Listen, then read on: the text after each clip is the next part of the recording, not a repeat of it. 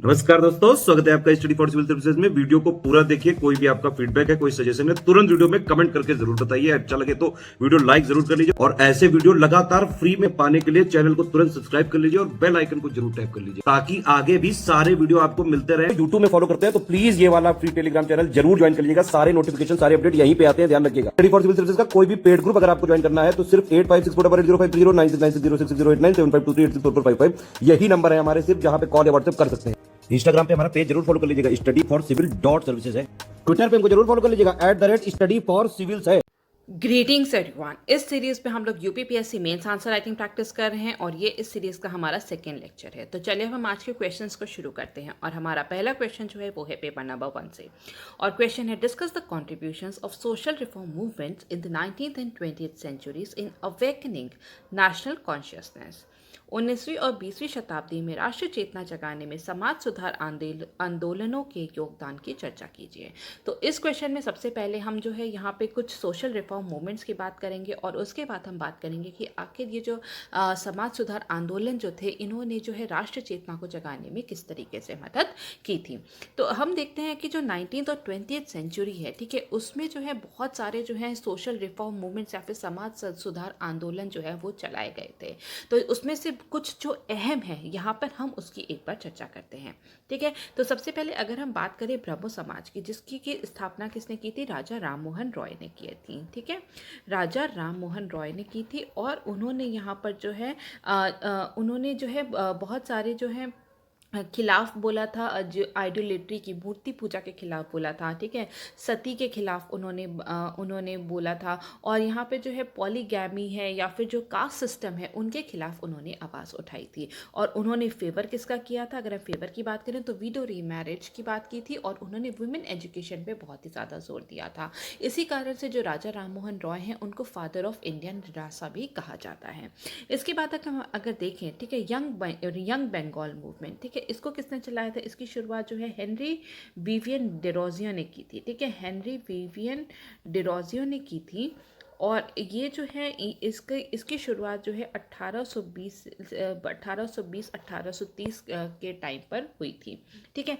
और इन्होंने क्या किया था? इन्होंने जितने भी जो स्टूडेंट्स हैं या फिर हम कह सकते हैं कि जितने भी जो यूथ है उनमें जो है रेडिकल थिंकिंग को जो है बहुत ज़्यादा एनकरेज किया था, ठीक है। क्योंकि ये जो है यहाँ पे ये जो है ये जो यंग बंगाल मूवमेंट है ये जो है पूरा प्रेरित था फ्रेंच रिवॉल्यूशन से, ठीक है। फ्रेंच रिवॉल्यूशन से प्रेरित था, इसलिए इन्होंने बहुत ज़्यादा जोर दिया था कुछ आइडियल्स पे, जैसे कि लिबर्टी हो गई, इक्वालिटी हो गई, फ्रीडम, स्वतंत्रता पे इन्होंने बहुत ही ज़्यादा यहाँ पर जोर दिया था, ठीक है। तो इन्होंने जो है यहाँ पे जो हेनरी विवियन डेरोजियो थे उन्होंने लोगों को प्रेरित किया था कि वो जो है अपनी सोच को और ज़्यादा व्यापक करें, ठीक है, थिंक फ्रीली और रैशनल थिंकिंग पे उन्होंने बहुत ज़्यादा ध्यान दिया था। और ये कहा था कि जो भी हमारी जो अथॉरिटी है उसको जो है क्वेश्चन किया जाना चाहिए, ठीक है। और इन्होंने भी जो है पुराने जितने भी जो कस्टम्स है, ट्रेडिशन है, उसको अपोज किया था। इसके बाद अगर हम बात करें आर्य समाज में, आर्य समाज जो है दयानंद सरस्वती द्वारा जो है स्थापित किया गया था और उनका जो मूल मंत्र था वो था गो बैक टू वेदास। तो यहाँ पे जो हमारा इंडिया का जो गोल्डन पास्ट है उसके बारे में वो लोगों को बताते थे। इसके बाद हम देखते हैं अलीगढ़ मूवमेंट, ठीक है। अलीगढ़ मूवमेंट की अगर हम बात करें तो यहाँ पे बहुत सारे जो है अलग अलग जो है यहाँ पे हम कह सकते हैं कि कल्चर या फिर जो है अलग अलग जो धर्म है उनके द्वारा भी जो है कई सारे सोशल रिफॉर्म मूवमेंट्स चलाए गए थे। जैसे कि मुस्लिम के द्वारा जो चलाए गए थे वो है अलीगढ़ मूवमेंट, ठीक है। इसी तरह जो है पारसीज के द्वारा, सिखों के द्वारा, सबके द्वारा जो है सोशल रिफॉर्म मूवमेंट्स जो है वो चलाए गए थे। तो अगर हम अलीगढ़ मूवमेंट की बात करें तो ये जो चलाया गया था ये किसके द्वारा था? ये सर सैयद अहमद खान के द्वारा जो है चलाया गया था। तो इन्होंने जो है अपनी कई प्रकार की जो है मैगजीन जो है उनको छापा था, जो जैसे कि तहदीब उल अखलाक, ठीक है, जिससे कि जो उनके जो सोशल आइडियाज़ जो थे उसको वो वहाँ पर जो है बहुत ज़्यादा प्रमोट करते थे। और इन्होंने भी जो है सब बहुत ज़्यादा समाज सुधार की बात की थी, जैसे कि पर्दा सिस्टम के खिलाफ, पॉलीगैमी है, इन सब के खिलाफ आवाज़ उठाई थी। इसी के साथ साथ जो है विडो रीमैरिज के पक्ष में बात की थी, विमेन एजुकेशन जो है इनके बारे में बात की थी, स्लेवरी और जो डाइवोर्स हैं, ठीक है, इनके भी बारे में उन्होंने बहुत ज़्यादा आवाज़ उठाई थी।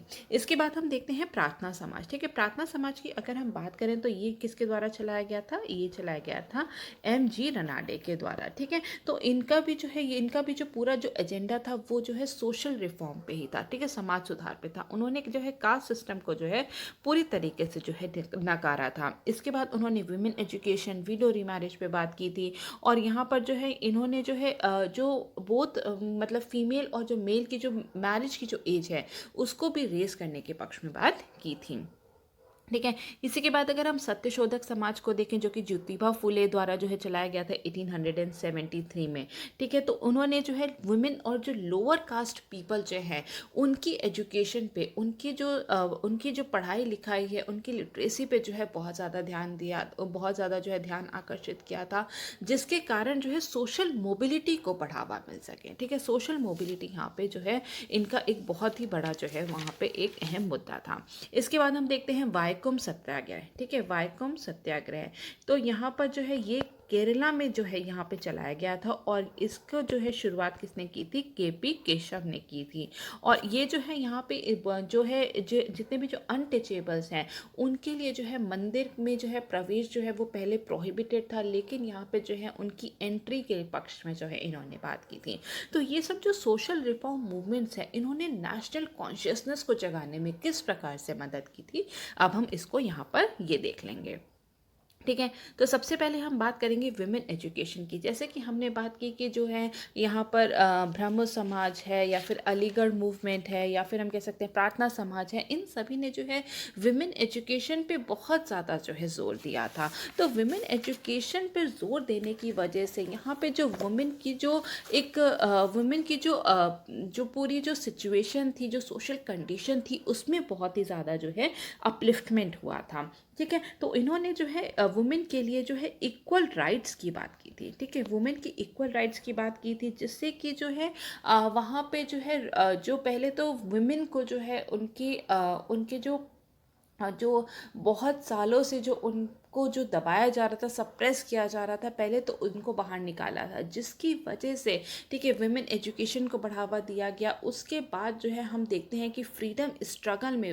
वुमेन जो है, औरतें जो है, उनकी बहुत ही ज़्यादा अहम भूमिका थी, ठीक है। उन्होंने जो है यहाँ पे बहुत ही ज़्यादा जो है एक्टिव रोल दिखाया था वुमेन ने पूरे नेशनल फ्रीडम स्ट्रगल में, ठीक है। और हम देखते हैं कि बहुत सारे ऐसे मूवमेंट थे, बहुत सारे ऐसे आंदोलन थे जहाँ पे कि औरतों ने बढ़ चढ़ के हिस्सा लिया था, जैसे कि होम रूल मूवमेंट है, ठीक है, होम रूल मूवमेंट है, या फिर हम कह सकते हैं पार्टीशन ऑफ बंगाल के जो एजिटेशन में भी विमेन ने बहुत ज़्यादा जो है बढ़ चढ़ के हिस्सा लिया था। पिकेटिंग में उनका जो है बहुत अहम रोल था।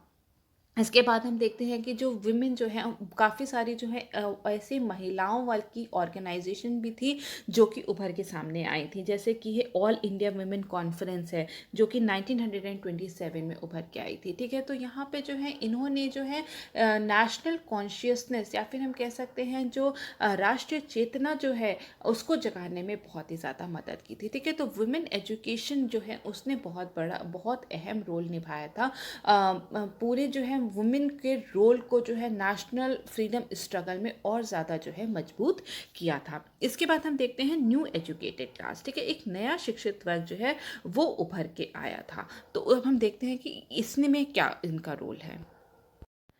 तो ये जो सोशल रिफॉर्म मूवमेंट थे, या फिर हम कह सकते हैं समाज सुधारक आंदोलन जो थे, उन्होंने शिक्षा पे बहुत ज़्यादा ध्यान दिया था, जिसके चलते जो है एक न्यू एजुकेटेड क्लास या फिर एक नए शिक्षित वर्ग की जो है स्थापना हुई थी। और ये जो नया शिक्षित वर्ग था ये जो है ब्रिटिशर्स के अंडर जो है वो काम करता था, ठीक है, ब्रिटिशर्स के अंदर में काम करता था, और जिसके कारण जो है ये उनके जो कल्चर को है उन्होंने बहुत ही पास से समझा था, और उन्होंने ये समझा था कि जो अगर इंडिया को भी बदलना है, इंडिया को ट्रांसफॉर्म करना है, तो यहाँ का जो सामाजिक संगठन है, जो सोशल इंस्टीट्यूशन है, जो हमारा जो धार्मिक विचार है, उसको बहुत ज़्यादा बदलने की ज़रूरत है।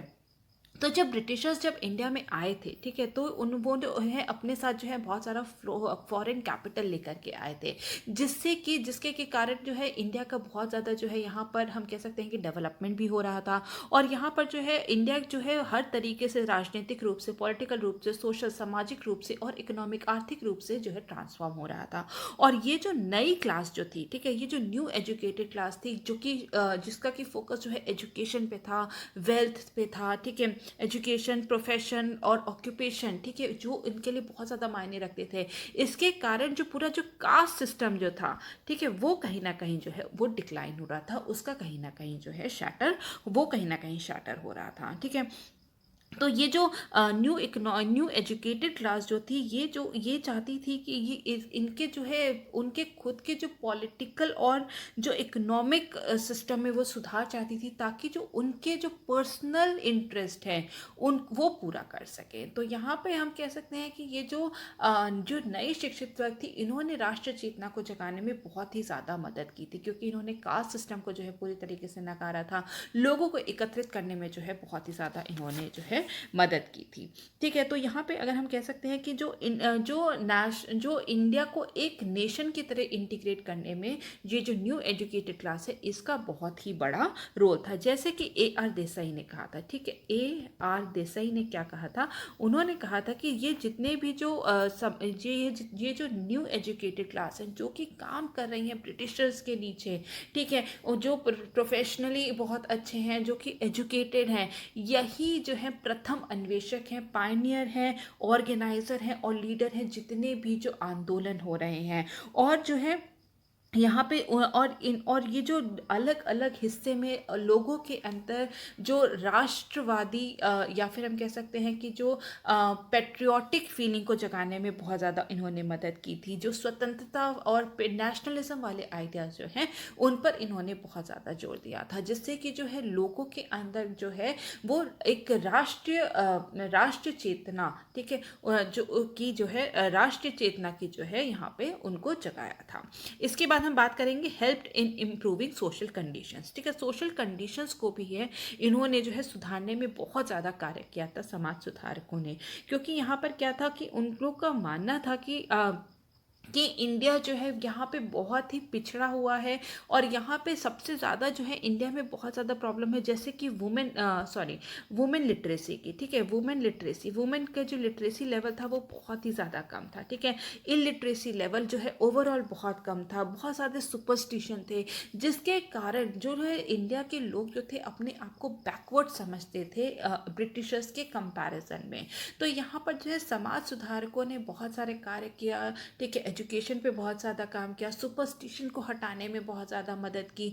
तो जिसके कारण जो है यहाँ पे जो सोशल कंडीशन थी, ठीक है, जो सामाजिक स्थिति थी, उसको सुधारने में बहुत ही ज़्यादा मदद मिली थी। और ये जो बुद्धिजीवी वर्ग जो था, ठीक है, जो नया बुद्धिजीवी वर्ग जो था, वहाँ पे उन्होंने जो है बैकवर्डनेस, जो हमारे जो बैकवर्डनेस थी, उसको क्वेश्चन करना शुरू कर दिया था ब्रिटिशर्स से, ठीक है, कि ये क्यों हो रहा है, कि हमारा अगर एक्सप्लॉयटेशन हो रहा है, ठीक है, तो उन्हें समझ में आता था, तो वो जो है अथॉरिटी को क्वेश्चन करने लगे थे। तो यहाँ पे भी हम देखते हैं कि यहाँ पे भी नेशनल कॉन्शियसनेस को जगाने में बहुत ज़्यादा मदद की है सोशल रिफॉर्म मूवमेंट्स ने।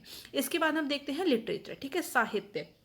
जब नया शिक्षित वर्ग आया और जितने भी जो समाज सुधारक आंदोलन करते थे, ठीक है, जितने भी जो रिफॉर्मर्स थे, हम कह सकते हैं सुधारक जो भी थे, उन्होंने लिटरेचर पे बहुत ज़्यादा काम किया था, ठीक है। तो यहाँ पर जो है जिसके कारण जो है प्रेस को बहुत ज़्यादा बढ़ावा मिला था, न्यूज़पेपर को बहुत ज़्यादा बढ़ावा मिला था। हर जो है सुधारक की जो है अलग अलग नाम से जो है न्यूज़पेपर मैगजीन जो है वो आते थे, तो जिससे कि वो न्यूज़पेपर मैगजीन से जो है वो लोगों को जागृत करते थे कि उनका किस प्रकार से शोषण किया जा रहा है, ठीक है, उनको जो है उनके साथ किस तरीके से अत्याचार किया जा रहा है। तो वर्नाक्युलर लैंग्वेज पे उन्होंने बहुत ज़्यादा ध्यान दिया था, ठीक है, जो इंडिया की जो लैंग्वेज है उस पर जो है पत्रिकाएं जो है छापी गई थी, जिससे कि ज़्यादा से ज़्यादा लोग जो है उसको पढ़ पाएँ और जो है उनको बताया गया था कि उनका किस प्रकार से शोषण हो रहा है। तो इस प्रकार से जो है पूरी जो नेशनल कॉन्शियसनेस को जगाने में बहुत ज़्यादा मदद की थी लिटरेचर ने भी। इसके बाद हम देखेंगे अटैक ऑन कास्ट सिस्टम, जाति व्यवस्था पर जो है बहुत बड़ा प्रहार किया था, क्योंकि यहाँ पे जो है अनटचेबिलिटी को बिल्कुल नकार दिया था, ठीक है। तो यहाँ पे जो है प्रोफेशन पे बहुत ज़्यादा ध्यान दिया गया था, ठीक है। कास्ट सिस्टम को जो चतुर्वर्ण जो है, ठीक है, उसको जो है यहाँ पर जो है उनकी जो है बहुत ही आलोचना की जाती थी, जिसके कारण जो है यहाँ पे कास्ट सिस्टम पे जो है बहुत ज़्यादा जो है यहाँ पे जो है प्रहार किया गया था। तो जैसे कि यहाँ पे जैसे कि हमने वाइकोम सत्याग्रह की बात की थी कि टेम्पल एंट्री, ठीक है, जिसमें कि अनटचेबल्स जो है उनको टेम्पल में जो है जाने की जो है अनुमति दे दी गई थी। तो इस प्रकार से जो है यहाँ पे जब कास्ट सिस्टम नहीं होगा तो यहाँ पे जो है लोगों में एक एकता की फीलिंग जो है बहुत ज़्यादा आएगी, ठीक है, यूनिटी की फीलिंग जो है बहुत ज़्यादा आएगी। क्योंकि अभी तक क्या था, अभी तक जो है यहाँ पे सोसाइटी जो है अलग अलग वर्णों में जो है बटी हुई थी, लेकिन इन समाज सुधारकों के कारण जो है यहाँ पर जो है एक यूनिटी की जो है फीलिंग जो है उसको डेवलप किया गया था। जैसे कि हम देखें तो राजा राम मोहन रॉय जो है, ठीक है, राजा राम मोहन रॉय जो है उन्होंने क्या कहा था कि इंडिया में जो कास्ट सिस्टम है, ठीक है, ये जो कास्ट सिस्टम है ये बहुत ही ज़्यादा जटिल है। ये फर्दर जो है बहुत सारे इसमें जो है यहाँ पे डिवीज़न, सब डिवीज़न है कास्ट में भी, ठीक है, तो उसमें भी बहुत सारे जो है स्ट्रैटिफिकेशंस हैं कास्ट में भी। तो जिसके कारण जो इंडिया के जो लोग हैं वो अपने आप को एक नहीं समझते, उनके अंदर जो है पेट्रियाटिक फीलिंग नहीं है, ठीक है, वो जो है एक राष्ट्र की तरह नहीं सोचते हैं। तो यहाँ पर प्रहार करना ज़रूरी है ताकि यहाँ पे लोगों को जो है एक साथ जो है एक नेशन की तरह, एक नेशन या फिर हम कह सकते हैं इंटीग्रेट किया जा सके, ठीक है। तो यहाँ पे कास्ट सिस्टम पे भी बहुत ज़्यादा अटैक किया गया था। इसके बाद हम देखते हैं पॉलिटिकल डिमांड्स, ठीक है, राजनीतिक मांगे। जो समाज सुधारक थे वो समाज को सुधारने के साथ साथ उनके कुछ कुछ जो है पॉलिटिकल डिमांड्स भी सामने आ रही थी, जैसे कि एडमिनिस्ट्रेटिव रिफॉर्म्स, जितनी भी जो प्रशासनिक कार्य हैं उसमें सुधार की मांग की गई थी, सेल्फ गवर्नमेंट, स्व सरकार की मांग की गई थी, ठीक है, होम रूल, और उसके बाद फाइनली जो है इंडिपेंडेंस की मांग की गई थी। तो इस तरीके से जो है यहाँ पे जो है नेशनल कॉन्शियसनेस को जगाया गया था। इसके बाद हम देखते हैं feeling of self respect and self reliance, ठीक है, स्वाभिमान और स्वावलंबन की अनुभूति। तो यहाँ पर क्या है, इंडिया के जो है गोल्डन पास के बारे में उनको बताया गया था। तो यहाँ पर जो है उनके अंदर जो है आत्मसम्मान वाली, आत्मनिर्भर वाली और देशभक्ति वाली पेट्रियाटिक फीलिंग को जो है जगाने में बहुत ज़्यादा मदद की थी इन समाज सुधारक ने। तो यहाँ पर हम देखते हैं कि ये जितने भी जो समाज सुधारक हैं उन्होंने जो है नेशनल कॉन्शियसनेस को जगाने में बहुत ही ज़्यादा मदद की थी। और हम ये कह सकते हैं कि जो जितने भी जो सोशल रिफॉर्म है और जो नेशनलिज्म है, ठीक है, ये आपस में जो है जुड़े हुए हैं, इंटरलिंक्ड है। तो नेशनलिज्म और जो सोशल रिफॉर्म है, ठीक है, नेशनलिज्म और जो ये जो समाज सुधारक है, इस यहाँ पे जो है लोगों का पूरा नज़रिया बदल गया था। अब अभी तक जो लोग क्या करते थे कि उनकी लॉयल्टी किसकी तरफ थी, अपनी फैमिली की तरफ थी, अपनी कास्ट की तरफ थी। लेकिन ठीक है, अब यहाँ पे कास्ट सिस्टम जो है वो शैटर हो रहा था, लोग जो है वो घर से बाहर निकल रहे थे, औरतें जो हैं नए नए आंदोलनों में जो है यहाँ पर जो हिस्सा ले रही थी। तो इससे क्या हुआ, अब वो कास्ट और जो अपनी फैमिली से बाहर निकल के एक नेशन की तरह जो है यहाँ पे सोच रहे थे, जिससे कि हमें जो हमारे फ्रीडम स्ट्रगल में बहुत ज़्यादा मदद मिली थी और अल्टीमेटली हमें इंडिपेंडेंस मिली थी। इसके बाद हम लोग देखेंगे नेक्स्ट क्वेश्चन, जो कि है पेपर नंबर 2 से, और क्वेश्चन है what do you understand by judicial review? Discuss its significance. Do you agree that the scope of judicial review is wider in India in comparison to USA? Elucidate. न्यायिक पुनर्विलोकन अथवा न्यायिक पुनरीक्षा से आप क्या समझते हैं, इसके महत्व की चर्चा कीजिए। क्या आप सहमत हैं कि संयुक्त राज्य अमेरिका की तुलना में भारत में न्यायिक पुनरीक्षा का दायरा व्यापक है? इससे हमें विस्तार से बताना है। तो यहाँ पे हम सबसे पहले समझेंगे कि आखिर जुडिशियल रिव्यू होता क्या है। तो यहाँ हम सबसे पहले समझेंगे कि आखिर जुडिशियल रिव्यू या फिर न्यायिक समीक्षा जो है वो होती क्या है। तो इसको हम समझ सकते हैं कि ये एक प्रोसेस है, ठीक है, ये एक प्रोसेस है जिसके अंतर्गत जितनी भी जो एग्जीक्यूटिव होती हैं, ठीक है, एग्जीक्यूटिव मतलब कि कार्यपालिका और के कार्यों का, और जो है विधायिका मतलब कि लेजिस्लेचर, ठीक है, लेजिस्लेचर के जितने भी जो कार्य होते हैं, जो भी लॉज बनाए जाते हैं, एक्ट्स बनाए जाते हैं, उनकी जो है जुडिशरी द्वारा जो है उसको रिव्यू किया जाता है, उसकी समीक्षा की जाती है। तो ये है हमारा सीधा सा जुडिशियल रिव्यू का मतलब। ठीक है, तो यहाँ पे हमारे जो अदालत है, मतलब कि सुप्रीम कोर्ट और हाई कोर्ट, ठीक है, सुप्रीम कोर्ट और जो हाई कोर्ट है, इनको ये शक्ति प्रदान की गई है कि जितने भी जो सरकार के विधायी, कार्यकारी और जो प्रशासनिक कार्य होते हैं, उनको जो है अदालत द्वारा जो है उसकी समीक्षा की जा सकती है, उसका रिव्यू किया जा सकता है। और ये जो कोर्ट होता है, ये निर्धारित करता है कि ये जो एक्ट्स हैं, लॉज हैं, जो भी रूल्स बनाए गए हैं, ये संविधान के अनुरूप है कि नहीं, और अगर ये संविधान के अनुरूप नहीं पाए जाते हैं तो उनको जो है नल एंड वॉइड घोषित किया जाता है, जब मतलब कि उसको जो है वहाँ पे शून्य घोषित कर दिया जाता है।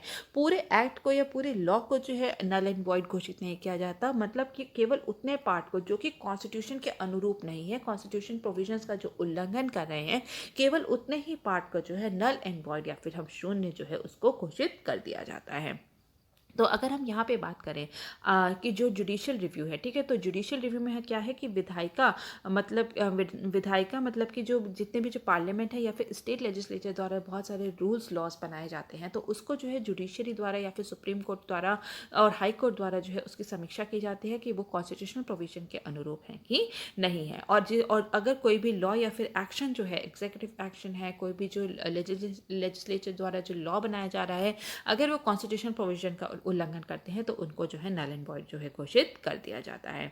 और ये जो जुडिशियल रिव्यू जो है, ये इसको जो है एक basic structure of the constitution, मतलब कि संविधान की एक बुनियादी संरचना के तौर पे जो है माना गया है केशवानंद भारती केस में। ठीक है, तो ये जो न्यायिक समीक्षा जो है भारतीय संविधान के अनुच्छेद जो आर्टिकल 21 है उसमें दिए गए जो प्रोसीजर इस्टेब्लिश्ड बाय लॉ है, ठीक है, प्रोसीजर इस्टेब्लिश्ड बाय लॉ है, उसके द्वारा जो है इसको शासित किया जाता है। और जितने भी जो कानून बनाए जाते हैं, जितने भी जो एक्ट्स हैं, लॉज हैं, रूल्स हैं, जितने भी बनाए जा रहे हैं, उनको जो है संवैधानिकता की जो कसौटी पर जो है खरा उतरना जो है बहुत ज़्यादा ज़रूरी है। और अगर वो खरे नहीं उतर पाते हैं तो उनको जो है शून्य घोषित कर दिया जाता है। तो यहाँ पे बहुत सारे ग्राउंड्स हैं, बहुत ज़्यादा जो है बहुत सारे आधार हैं जिस पर कि जो कोई भी अधिनियम, कोई भी लॉ को जो है यहाँ पे चुनौती या फिर चैलेंज किया जा सकता है। सबसे पहले अगर हम बात करें तो सबसे पहले क्या है वो ground, violation of fundamental rights. ठीक है, अगर किसी भी व्यक्ति का मौलिक अधिकार का हनन होता है, अगर व्यक्ति के मौलिक अधिकारों का हनन होता है, कोई भी लॉ लेके आया गया है, उससे जो है लोगों के जो मौलिक अधिकार जो है वो अफेक्ट हो रहे हैं, नेगेटिवली अफेक्ट हो रहे हैं, तो उससे क्या होगा, उससे जो है उस बेसिस पे जो है चैलेंज किया जा सकता है। इसके बाद हम देखेंगे वायलेशन ऑफ कॉन्स्टिट्यूशनल प्रोविजन। अगर कोई भी लॉ या फिर एक्ट जो बनाया गया है, अगर वो कॉन्स्टिट्यूशनल प्रावधान जो है उनके अनुरूप नहीं है, उनके अकॉर्डिंग नहीं है, तो उसको वहाँ पे भी उस बेसिस पे चैलेंज किया जा सकता है। इसके बाद क्या है, misuse of power by the authority, प्राधिकरण द्वारा शक्ति का दुरुपयोग।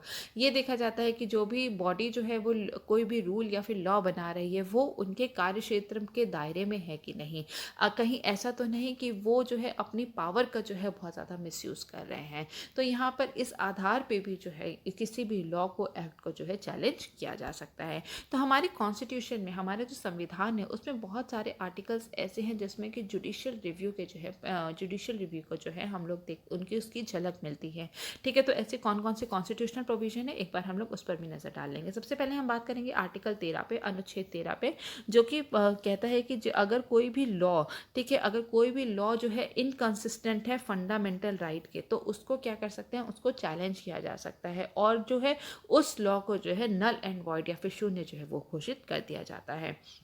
इसके बाद हम देखेंगे आर्टिकल 32 एंड आर्टिकल 226, ठीक है, 32 एंड 226। तो इसमें क्या है, अगर किसी भी व्यक्ति का किसी भी लॉ से जो है अगर उसका जो है फंडामेंटल राइट को जो है उसका हनन हो रहा है, तो वो डायरेक्टली मूव कर सकता है सुप्रीम कोर्ट या फिर हाई कोर्ट पे, और वहाँ पे कोर्ट द्वारा जो है रिट जारी कर दी जाती है। इसके बाद अगर हम देखें आर्टिकल 131 जो है, यहाँ पर जो है सुप्रीम कोर्ट की ओरिजिनल जुरिस्डिक्शन की बात की गई है। ठीक है, इसके बाद आर्टिकल 132, 133, 134 जो है, इसमें जो है सुप्रीम कोर्ट की एपिलेट जुरिस्डिक्शन की बात की गई है। ठीक है, तो यहाँ पे जो है कॉन्स्टिट्यूशनल केसेस हैं, सिविल केसेस हैं, या फिर हम कह सकते हैं कि इस आर्टिकल 34 जो है क्रिमिनल केसेस जो हैं, इसमें जो है सुप्रीम कोर्ट की एपिलेट जुरिस्डिक्शन की बात की गई है। इसके बाद हम देखते हैं आर्टिकल 143। आर्टिकल 143 कहता है कि जो हमारा जो राष्ट्रपति है वो सुप्रीम कोर्ट से जो है सलाह ले सकता है, कोई भी अगर प्री कॉन्स्टिट्यूशनल ट्रीटी हुई है, ठीक है, प्री कॉन्स्टिट्यूशनल लीगल मैटर जो है उसमें राष्ट्रपति जो है वो सुप्रीम कोर्ट से जो है कंसल्ट कर सकता है। इसके बाद अगर हम देखें आर्टिकल 245 अनुच्छेद 245 को, ठीक है, तो ये देखता है कि जो जितने भी जो पार्लियामेंट या फिर जो स्टेट लेजिस्लेचर हैं उनके द्वारा जितने भी जो रूल बनाए जा रहे हैं वो उनके टेरिटोरियल एक्सटेंट में आता है कि नहीं, ठीक है, वो उनके जो है क्षेत्र में आता है कि नहीं, वो उस टेरिटरी में जो है रूल कोई बना सकते हैं कि नहीं, ये देखा जाता है। इसके बाद अगर हम आर्टिकल 246 की बात करें तो यहाँ पर देखा जाता है जितने भी जो लॉज बनाए जा रहे हैं पार्लियामेंट और स्टेट लेजिस्लेचर के द्वारा वो उनके सब्जेक्ट मैटर है कि नहीं, ठीक है, वो अगर उनके वो सब्जेक्ट मैटर नहीं है और फिर भी उन्होंने वहाँ पे रूल बना दिया कोई भी या फिर लॉ लेकर के आ गए उस सब्जेक्ट से रिलेटेड, तो वहाँ पे उसको जो है नल एंड वॉइड घोषित कर दिया जाता है। तो ये उनकी अथॉरिटी में क्योंकि है ही नहीं। इसके बाद हम देखते हैं 251 और 254, ठीक है, तो ये कहता है कि यहाँ पे जो है अगर कोई भी कॉन्फ्लिक्ट होता है स्टेट लॉ और सेंट्रल लॉ के बीच में, तो यहाँ पे क्या होगा, प्राथमिकता किसको दी जाएगी, वो सेंट्रल लॉ को दी जाएगी और यहाँ पे स्टेट लॉ जो है उसको नल एंड वॉइड घोषित कर दिया जाता है। तो यहाँ पर हम देखते हैं कि आखिर इसका सिग्निफिकेंस क्या है, ठीक है, न्यायिक पुनरीक्षा का जो है वो महत्व क्या है, अब हम इसको यहाँ पर देख लेंगे। तो सबसे पहले क्या है, सबसे पहले है maintain supremacy of the constitution, संविधान की सर्वोच्चता को बनाए रखने के लिए जो है जुडिशियल रिव्यू जो है वो बहुत ज़्यादा इंपॉर्टेंट है। तो यहाँ पर जो कॉन्स्टिट्यूशन जो है वो इंडिया का जो है सुप्रीम लॉ है, ठीक है, सुप्रीम लॉ कौन सा है इंडिया का वो है कॉन्स्टिट्यूशन या फिर हम कह सकते हैं हमारा संविधान, और जितने भी जो एक्ट्स लॉज बनाए जाते हैं वो उसी के अनुरूप होने चाहिए, तो इसलिए उसको जो है supreme law of the land कहा गया है। और ये सुप्रीम कोर्ट की जिम्मेदारी है, ठीक है, कि जितनी भी जो कॉन्स्टिट्यूशन की जो व्याख्या की जाएगी उसके जो प्रोटेक्शन की जो जिम्मेदारी है वो किसकी है, वो सुप्रीम कोर्ट की है। इसीलिए जो है जुडिशियल रिव्यू जो है वो बहुत ज़्यादा इंपॉर्टेंट है, क्योंकि जो कॉन्स्टिट्यूशन को उसकी सुप्रीम कोर्ट को कॉन्स्टिट्यूशन की रक्षा करनी है और वो देखता है कि कहीं भी किसी भी प्रकार से कॉन्स्टिट्यूशन के प्रावधानों का हनन तो नहीं हो रहा है। इसके बाद हम देखते हैं ensure independence of the judiciary, न्यायपालिका की स्वतंत्रता को सुनिश्चित करने के लिए भी जुडिशरी जो है वो बहुत ज़्यादा इम्पॉर्टेंट है, ठीक है।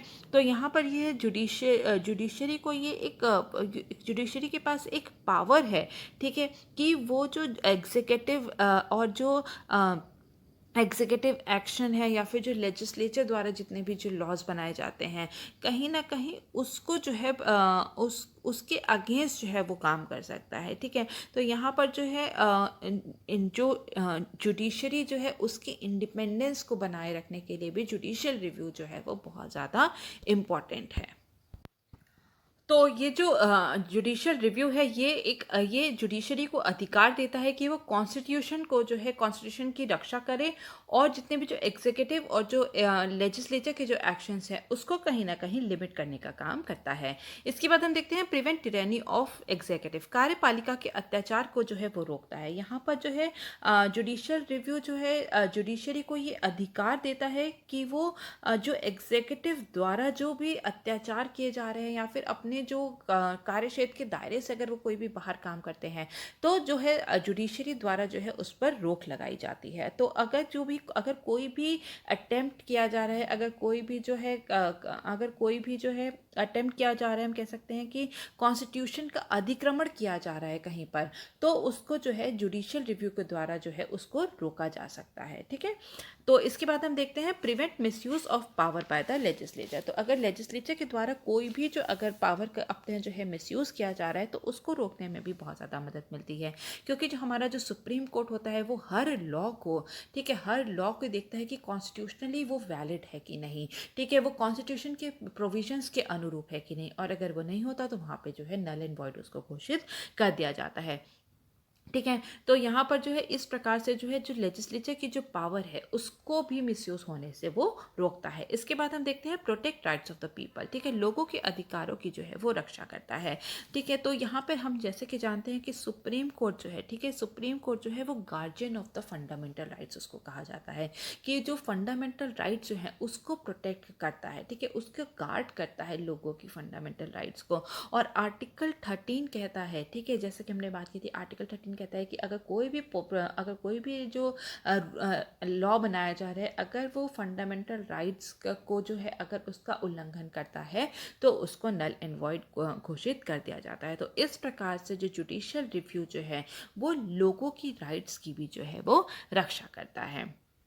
ठीक है। इसी के साथ साथ हम देखते हैं कि जो भी जितने भी जो यहाँ पे जितने जो जुडिशियल रिव्यू है वो प्री कॉन्स्टिट्यूशनल और जो पोस्ट कॉन्स्टिट्यूशनल लॉ है, ठीक है, उनको जो है आपस में सिंक्रनाइज करने का काम करता है। ठीक है, और देखता है कि जो है जो वो सारे प्रोविजंस जो है वो कॉन्स्टिट्यूशन के अकॉर्डिंग है कि नहीं। इसके बाद हम देखते हैं चेक्स एंड बैलेंसेस, नियंत्रण और संतुलन। ठीक है, जुडिशियल रिव्यू जो है ये जितनी भी जो पब्लिक बॉडीज़ हैं, एडमिनिस्ट्रेटिव अथॉरिटी है, उन पर एक नज़र बनाए रखता है कि कहीं वो अपने जो है कार्य क्षेत्र के दायरे से बाहर तो काम नहीं कर रहे। ठीक है, तो यहाँ पे उनको उनकी जो पावर है उन पर जो है एक नज़र बनाए रखने का काम भी जो है वो सुप्रीम कोर्ट द्वारा किया जाता है, जुडिशियल रिव्यू को एक टूल बना के। ठीक है, तो यहाँ पर जो है अगर कोई भी पॉलिसीज़ जो है अगर उनके पावर या उनकी अथॉरिटी में नहीं होती हैं तो भी उनको जो है वहाँ पे जो है शून्य घोषित कर दिया जाता है, उसको पूरी तरीके से खारिज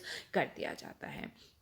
तो यहाँ पर हम देखेंगे कि जुडिशियल रिव्यू इंडिया और यूएसए में, ठीक है, अब हम इसका एक कंपैरिजन देख लेंगे। तो सबसे पहले अगर हम बात करें, ठीक है, तो इंडिया ने जो है जुडिशियल रिव्यू का फीचर कहाँ से लिया था, वो यूएसए से ही लिया था। ठीक है, यूनाइटेड स्टेट ऑफ अमेरिका की जो कॉन्स्टिट्यूशन है वहाँ से लिया था। और यहाँ पर हम देखते हैं कि जो जुडिशियल रिव्यू का जो पूरा कॉन्सेप्ट है यूएसए में वो व्यापक है और इंडिया में जो है वो नैरो है। तो क्या हम इस बात से जो है एग्री करते हैं कि इंडिया का जो जुडिशियल रिव्यू का कॉन्सेप्ट है वो वाइडर है? तो नहीं, इंडिया का जो जुडिशियल रिव्यू का जो स्कोप है वो अमेरिका के जुडिशियल रिव्यू के स्कोप से जो है वो बहुत ही ज़्यादा कम है, वो बहुत ही ज़्यादा नैरो है। तो अगर हम इसके जो है कंपैरिजन की बात करें तो यहाँ पे यूएसए की बात की गई है और इंडिया की बात की गई है। सबसे पहले अगर हम देखें तो यूएसए में, ठीक है, अमेरिका में जो है ये किसके द्वारा शासित होता है, ये होता है कानून की उचित प्रक्रिया द्वारा शासित, मतलब कि ड्यू प्रोसेस ऑफ लॉ देखा जाता है। और इंडिया में क्या देखा जाता है, इंडिया में जो है इसको शासित किया जाता है कानून द्वारा स्थापित प्रक्रिया के द्वारा। ठीक है, प्रोसीजर एस्टैब्लिश बाय लॉ, जो कि आर्टिकल नंबर 21 में दिया गया है। तो अगर हम यूएसए में देखें, ठीक है, तो ड्यू प्रोसेस ऑफ लॉ वहाँ पे फॉलो किया जाता है और इसमें यहाँ पे जो है लोगों की जो है यहाँ पे राइट्स को प्रोटेक्ट करने के लिए जो है सुप्रीम कोर्ट या फिर हम वहाँ के जो फेडरल कोर्ट है उसके पास बहुत ज़्यादा जो है पावर दी गई है। और यहाँ पे किसी भी लॉ को जो है वहाँ पे दो ग्राउंड्स पे जो है वहाँ पे उसको जो है चैलेंज किया जा सकता है। सबसे पहले क्या है, सबसे पहले है सब्सटैंटिव ग्राउंड। ठीक है, सब्सटैंटिव ग्राउंड क्या होता है कि जो भी अथॉरिटी जो बना रही है वो उसके कार्यक्षेत्र के दायरे में आता है कि नहीं। ठीक है, तो एक ये ग्राउंड पे, ठीक है, उसको जो है किसी भी लॉ को चैलेंज किया जा सकता है। दूसरा क्या है, दूसरा है प्रोसीजरल ग्राउंड्स। ठीक है, या फिर प्रोसीजरल ग्राउंड्स की कहीं वो अनरीजनेबल तो नहीं है। ठीक है, तो यहाँ पे दो ग्राउंड्स पे उसको चैलेंज किया जा सकता है। लेकिन इंडिया में, ठीक है, इंडिया में किसके द्वारा गाइडेड है, ये प्रोसीजर एस्टैब्लिश्ड बाय लॉ के द्वारा जो है शासित किया जाता है। और यहाँ पे केवल जो है सब्सटैंटिव ग्राउंड देखा जाता है कि क्या ये अथॉरिटी में है कि नहीं जिसने भी बनाया है रूल या फिर लॉ। ठीक है, तो यहाँ पे केवल सब्सटैंटिव ग्राउंड पे ही जो है किसी भी उसको चैलेंज किया जा सकता है। यहाँ पे जो है उसके जो पॉलिसी बनाई है उसके इम्प्लीकेशंस क्या होंगे, रूल्स के इम्प्लीकेशंस क्या होंगे, प्रोसीजर क्या फॉलो किया गया है, रीजनेबल कितना है, वो इन सब ग्राउंड को नहीं देखा जाता है। ठीक है, प्रोसीजरल ग्राउंड को नहीं देखा जाता है। लेकिन यूएसए में सब्सटैंटिव ग्राउंड और प्रोसीजरल ग्राउंड दोनों को ही देखा जाता है। इसके बाद हम देखेंगे कि सेकेंड क्या है कि अगर कोई भी लॉ जो है कोर्ट द्वारा रिजेक्ट किया जाता है तो वहाँ पे अक्सर ये देखा गया है कि कोर्ट जो है वो खुद ही एक नया लॉ लेकर के आ जाता है। तो वो खुद ही एक नया लॉ बना देता है। तो वहाँ पे बहुत ज़्यादा कॉमन है कि जो है कोर्ट द्वारा जो है लॉज बनाए गए हैं। लेकिन इंडिया में क्या होता है, इंडिया में अगर कोई भी लॉ या फिर रूल जो है रिजेक्ट किया जाता है कोर्ट के द्वारा तो उसको फिर से पुनः बनाने की जो शक्ति है वो केवल किसके पास है, वो लेजिस्लेचर के पास ही है। वो केवल जो है विधायिका द्वारा ही जो है कोई भी कानून बनाया जा सकता है। ये जो है जुडिशरी द्वारा कोई भी कानून जो है वो नहीं बनाया जा सकता है। इसके बाद हम देखते हैं कि जो संयुक्त राज्य अमेरिका है या फिर यूएसए में है, यहाँ पे बहुत ही ज़्यादा एग्रेसिव मैनर में जो है जुडिशियल रिव्यू का जो है यूज़ किया जाता है। तो यहाँ का स्कोप जो है वो बहुत ज़्यादा बड़ा है। अगर कोई भी जजेस, जितने भी जो वहाँ पे जजेस जो हैं वो हियरिंग कर रहे हैं, अगर उनकी फ़िलॉसफी, अगर वो पसंद भी नहीं आता, ठीक है, अगर कोई लॉ, तो भी वो उसको रिजेक्ट कर देते हैं। तो जो वहाँ पे जो उनके जो जजेस जो हैं, उनकी विम्स एंड फैंसीज, उनकी मर्जी बहुत ज़्यादा चलती है किसी भी लॉ को जो है अप्रूव करने के लिए। तो वो किसी भी लॉ को जो है रिजेक्ट कर सकते हैं अगर उनकी जो है फिलॉसफी के अगेंस्ट है। लेकिन इंडिया में ऐसा नहीं है। इंडिया में जो है जजेस की लाइकिंग्स और डिसलाइकिंग्स को जो है वहाँ यहाँ पर नहीं देखा जाता है। यहाँ पर सिर्फ क्या देखा जाता है कि ये कॉन्स्टिट्यूशनली वैलिड है कि नहीं, कॉन्स्टिट्यूशन के प्रोविजन के अनुरूप है कि नहीं। तो यहाँ पे जजेस की मर्जी नहीं चलती, यहाँ पे जो है कॉन्स्टिट्यूशन ही हमारा सब कुछ है, कॉन्स्टिट्यूशन ही सुप्रीम है और उसी के प्रिंसिपल्स, उसी के प्रोविजंस को देखा जाता है कि कहीं वो तो वायलेट नहीं हो रहे। अगर कोई भी प्रोविजन को वायलेट करता है तभी केवल उस ग्राउंड पे जो है यहाँ पे किसी भी लॉ को जो है चैलेंज किया जाता है। तो यहाँ पर हम कह सकते हैं कि इंडिया ने जो है यहाँ पर जो इसका फीचर जो है जुडिशियल रिव्यू का फीचर जो है वो अमेरिका से तो लिया है, लेकिन जो है ये यहाँ पे बहुत ही ज़्यादा इसका लिमिटेड स्कोप है। क्योंकि यहाँ पे जितने भी जो हमारे जो कॉन्स्टिट्यूशन को जिसने बनाया था, जितने भी जो हमारे फ्रेमर्स ऑफ द कॉन्स्टिट्यूशन थे, वो नहीं चाहते थे कि जुडिशियरी जो है वो एक सुपर लेजिस्लेचर बन जाए, ठीक है, एक सुपर लेजिस्लेचर ना बन जाए। इसलिए उन्होंने कहीं ना कहीं जुडिशियरी की पावर को जो है कहीं ना कहीं हम कह सकते हैं लिमिट किया हुआ है। तो यहाँ पे हम अक्सर देखते हैं कि जो पार्लियामेंट है और जो जुडिशरी है उनके बीच में बहुत ज़्यादा जो है टसल भी रहता है कि जो है क्योंकि जो है कई बार जो जुडिशियल रिव्यू के सरकार कहती है कि जुडिशियल रिव्यू से जो है हमें कार्य नहीं किया देने जा रहा है। उनके जो गवर्नमेंट के जो फंक्शंस हैं, ठीक है, गवर्नमेंट के जो फंक्शंस हैं उनको कहीं ना कहीं जो है रिस्ट्रिक्ट कर देता है जुडिशियल रिव्यू, ठीक है। इससे क्या होता है, अगर बार बार जो है जुडिशरी द्वारा जो है विधायिका द्वारा अगर कोई भी लॉज बनाए जाने हैं उसको अगर नल एंड वॉइड घोषित कर दिया जाता है तो जो लोगों का जो फेथ है सरकार पे, कहीं ना कहीं उस पर भी जो है नकारात्मक रूप से जो है इफेक्ट पड़ता है। तो यहाँ पर जो है यहाँ पे जो जुडिशरी जो है वो जो है कई बार जो है अपने पर्सनल और सेल्फिश मोटिव्स के कारण भी जो है यहाँ पे जो लोगों के जो है बहुत ज़्यादा जो है जो उनके हित के लिए जो लॉज बनाए जा रहे हैं वो जो है इम्प्लीमेंट नहीं होते हैं। तो यहाँ पे बहुत सारे जो है पार्लियामेंट और जुडिशरी के बीच में टसल भी देखा गया है। पर यहाँ पर जो हम कह सकते हैं लास्ट में कि जो 24th कॉन्स्टिट्यूशनल अमेंडमेंट एक्ट है, ठीक है, उसने जो है पार्लियामेंट को ये शक्ति दी है कि वो जो है वो कॉन्स्टिट्यूशन के जो है प्रोविज़न को, ठीक है, वो अमेंड कर सकता है। लेकिन वो जिसको भी अमेंड करेगा वो बेसिक फीचर को जो है वायलेट नहीं करना चाहिए। वो बेसिक फीचर्स जो है उसको मेंटेन करके किसी भी पार्ट को जो है वहाँ पर अमेंड कर सकता है, ठीक है। तो यहाँ पे हमने इसके बाद हम लोग नेक्स्ट क्वेश्चन देखेंगे जो कि है पेपर नंबर 3 से, और क्वेश्चन है define genomics, also identify the areas of its application and challenges associated with genomics revolution. Genomics को परिभाषित कीजिए, साथ ही इसके इसके अनुप्रयोगों के क्षेत्रों और जीनोमिक्स क्रांति से जुड़ी चुनौतियों की पहचान करें, ठीक है। तो अब हम इस क्वेश्चन को यहाँ पे पूरा देख लेंगे। सबसे पहले हम समझेंगे कि जीनोमिक्स क्या है, ठीक है। जीनोमिक्स क्या है कि जितने भी जो जीन है और उनके जितने भी जो फंक्शंस हैं, उनके जितने भी जो कार्य हैं, उसका जब हम अध्ययन करते हैं तो उसको हम लोग जीनोमिक्स कहते हैं, ठीक है। तो आगे बढ़ने के पहले हम लोग बात करेंगे कि आखिर जीनोम क्या होता है। जीनोम होता है हमारे जो शरीर के जो कंप्लीट सेट ऑफ डीएनए है, ठीक है, जितना भी जो जेनेटिक मटीरियल है, ठीक है, जेनेटिक मटीरियल है, उसको हम लोग जीनोम कहते हैं, ठीक है। और ये जीनोम जो होता है इसमें सारी इंफॉर्मेशन होती है जो कि हमारे ग्रोथ और डेवलपमेंट के लिए जो है वो बहुत ज़्यादा महत्वपूर्ण होती है उसको समझने के लिए, ठीक है। तो जीनोमिक्स की अगर हम आगे बात करें तो ये जितनी भी जो हमारे जो जीन्स हैं और उनके बीच में आखिर किस तरीके से वो इंटरेक्ट कर रहे हैं, उनमें क्या रिलेशन है, ठीक है, वो एक दूसरे से किस प्रकार से जुड़े हुए हैं, और वो हमारी जो पूरी कंबाइन करके अगर हम देखें तो वो हमारे ग्रोथ एंड डेवलपमेंट पे क्या प्रभाव डाल रहे हैं, हमारा ग्रोथ एंड डेवलपमेंट किस तरीके से हमारा हो रहा है, हमारा जेनेटिक हमारा जो डीएनए है वो किस तरीके का है। तो यहाँ पे जितनी भी जो इन्फॉर्मेशन है जब हम उसका अध्ययन करते हैं तो उसको जो है जीनोमिक्स कहा जाता है। तो यहाँ पर हम कह सकते हैं जीनोमिक्स जो है वो एक पर्सन के जीन की, ठीक है, वो पूरे का पूरा अध्ययन करता है, वो किस तरीके से आपस में, ठीक है, आपस में किस तरीके से इंटरलिंक है, आपस में किस तरह से जुड़े हुए हैं, आपस में किस तरीके से कार्य कर रहे हैं। और इसके साथ साथ जो हमारा जो एनवायरनमेंट है, ठीक है, व्यक्ति के जो पर्यावरण है उसके साथ क्या जो अंतक्रिया है, इंटरैक्शन किस प्रकार से है, उसकी स्टडी को हम लोग जीनोमिक्स कहते हैं। तो हम यहाँ पर जो देखते हैं कि जो जीनोमिक्स जो है, ठीक है, वो जेनेटिक्स से बहुत ज़्यादा डिफरेंट है। ठीक है, अगर हम जीनोमिक्स की बात करें तो ये कंप्लीट जीन्स की बात करता है, ठीक है।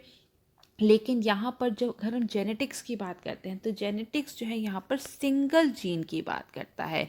सिंगल जीन है, उसका फंक्शन क्या है, उसका कॉम्पोजिशन क्या है, उसको पूरी तरीके स्क्रूटनाइज करता है, तो उसको हम लोग जेनेटिक्स कहते हैं। यहाँ पर सिंगल जीन की बात होती है, लेकिन जीनोमिक्स में हम लोग एंटायर जीन, ठीक है, जितने भी जीन्स हैं एंटायर जीन्स को और उनके जो फंक्शन है उसकी हम लोग यहाँ पे अध्ययन करते हैं।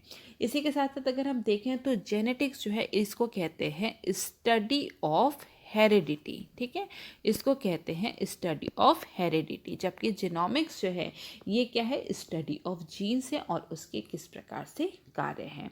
तो यहाँ पर इसका फ़ायदा क्या है, अगर हम बॉटम लाइन में समझे तो जीनोमिक्स जो है, ठीक है, अगर हम किसी भी जीनोम को अगर हम लोग इसका अध्ययन करते हैं तो ये हमें बहुत सारे जो डिसीज़ेज़ हैं जैसे कि ब्लड प्रेशर है, कैंसर है, डायबिटीज़ है, उनके बारे में बहुत सारी इन्फॉर्मेशन देता है। हार्ट डिसीज़ेज़ जो हैं उनके बारे में जो है बहुत सारी महत्वपूर्ण इन्फॉर्मेशन हमें प्रोवाइड कराता है, जिससे कि जो पूरी जो डायग्नोसिस जो है, ठीक है, जो पूरा जो डायग्नोसिस है वो बदल सकता है। ठीक है, तो उसे जो है जितनी जो भी डायग्नोसिस है उसको एक नया डायमेंशन दे सकता है कि कौन से जीन्स जो है वहाँ पे फंक्शन कर रहे हैं, किस जीन्स में एनोमली के कारण जो है ये प्रॉब्लम या फिर ये जो डिसीज़ है वो हो रहा है।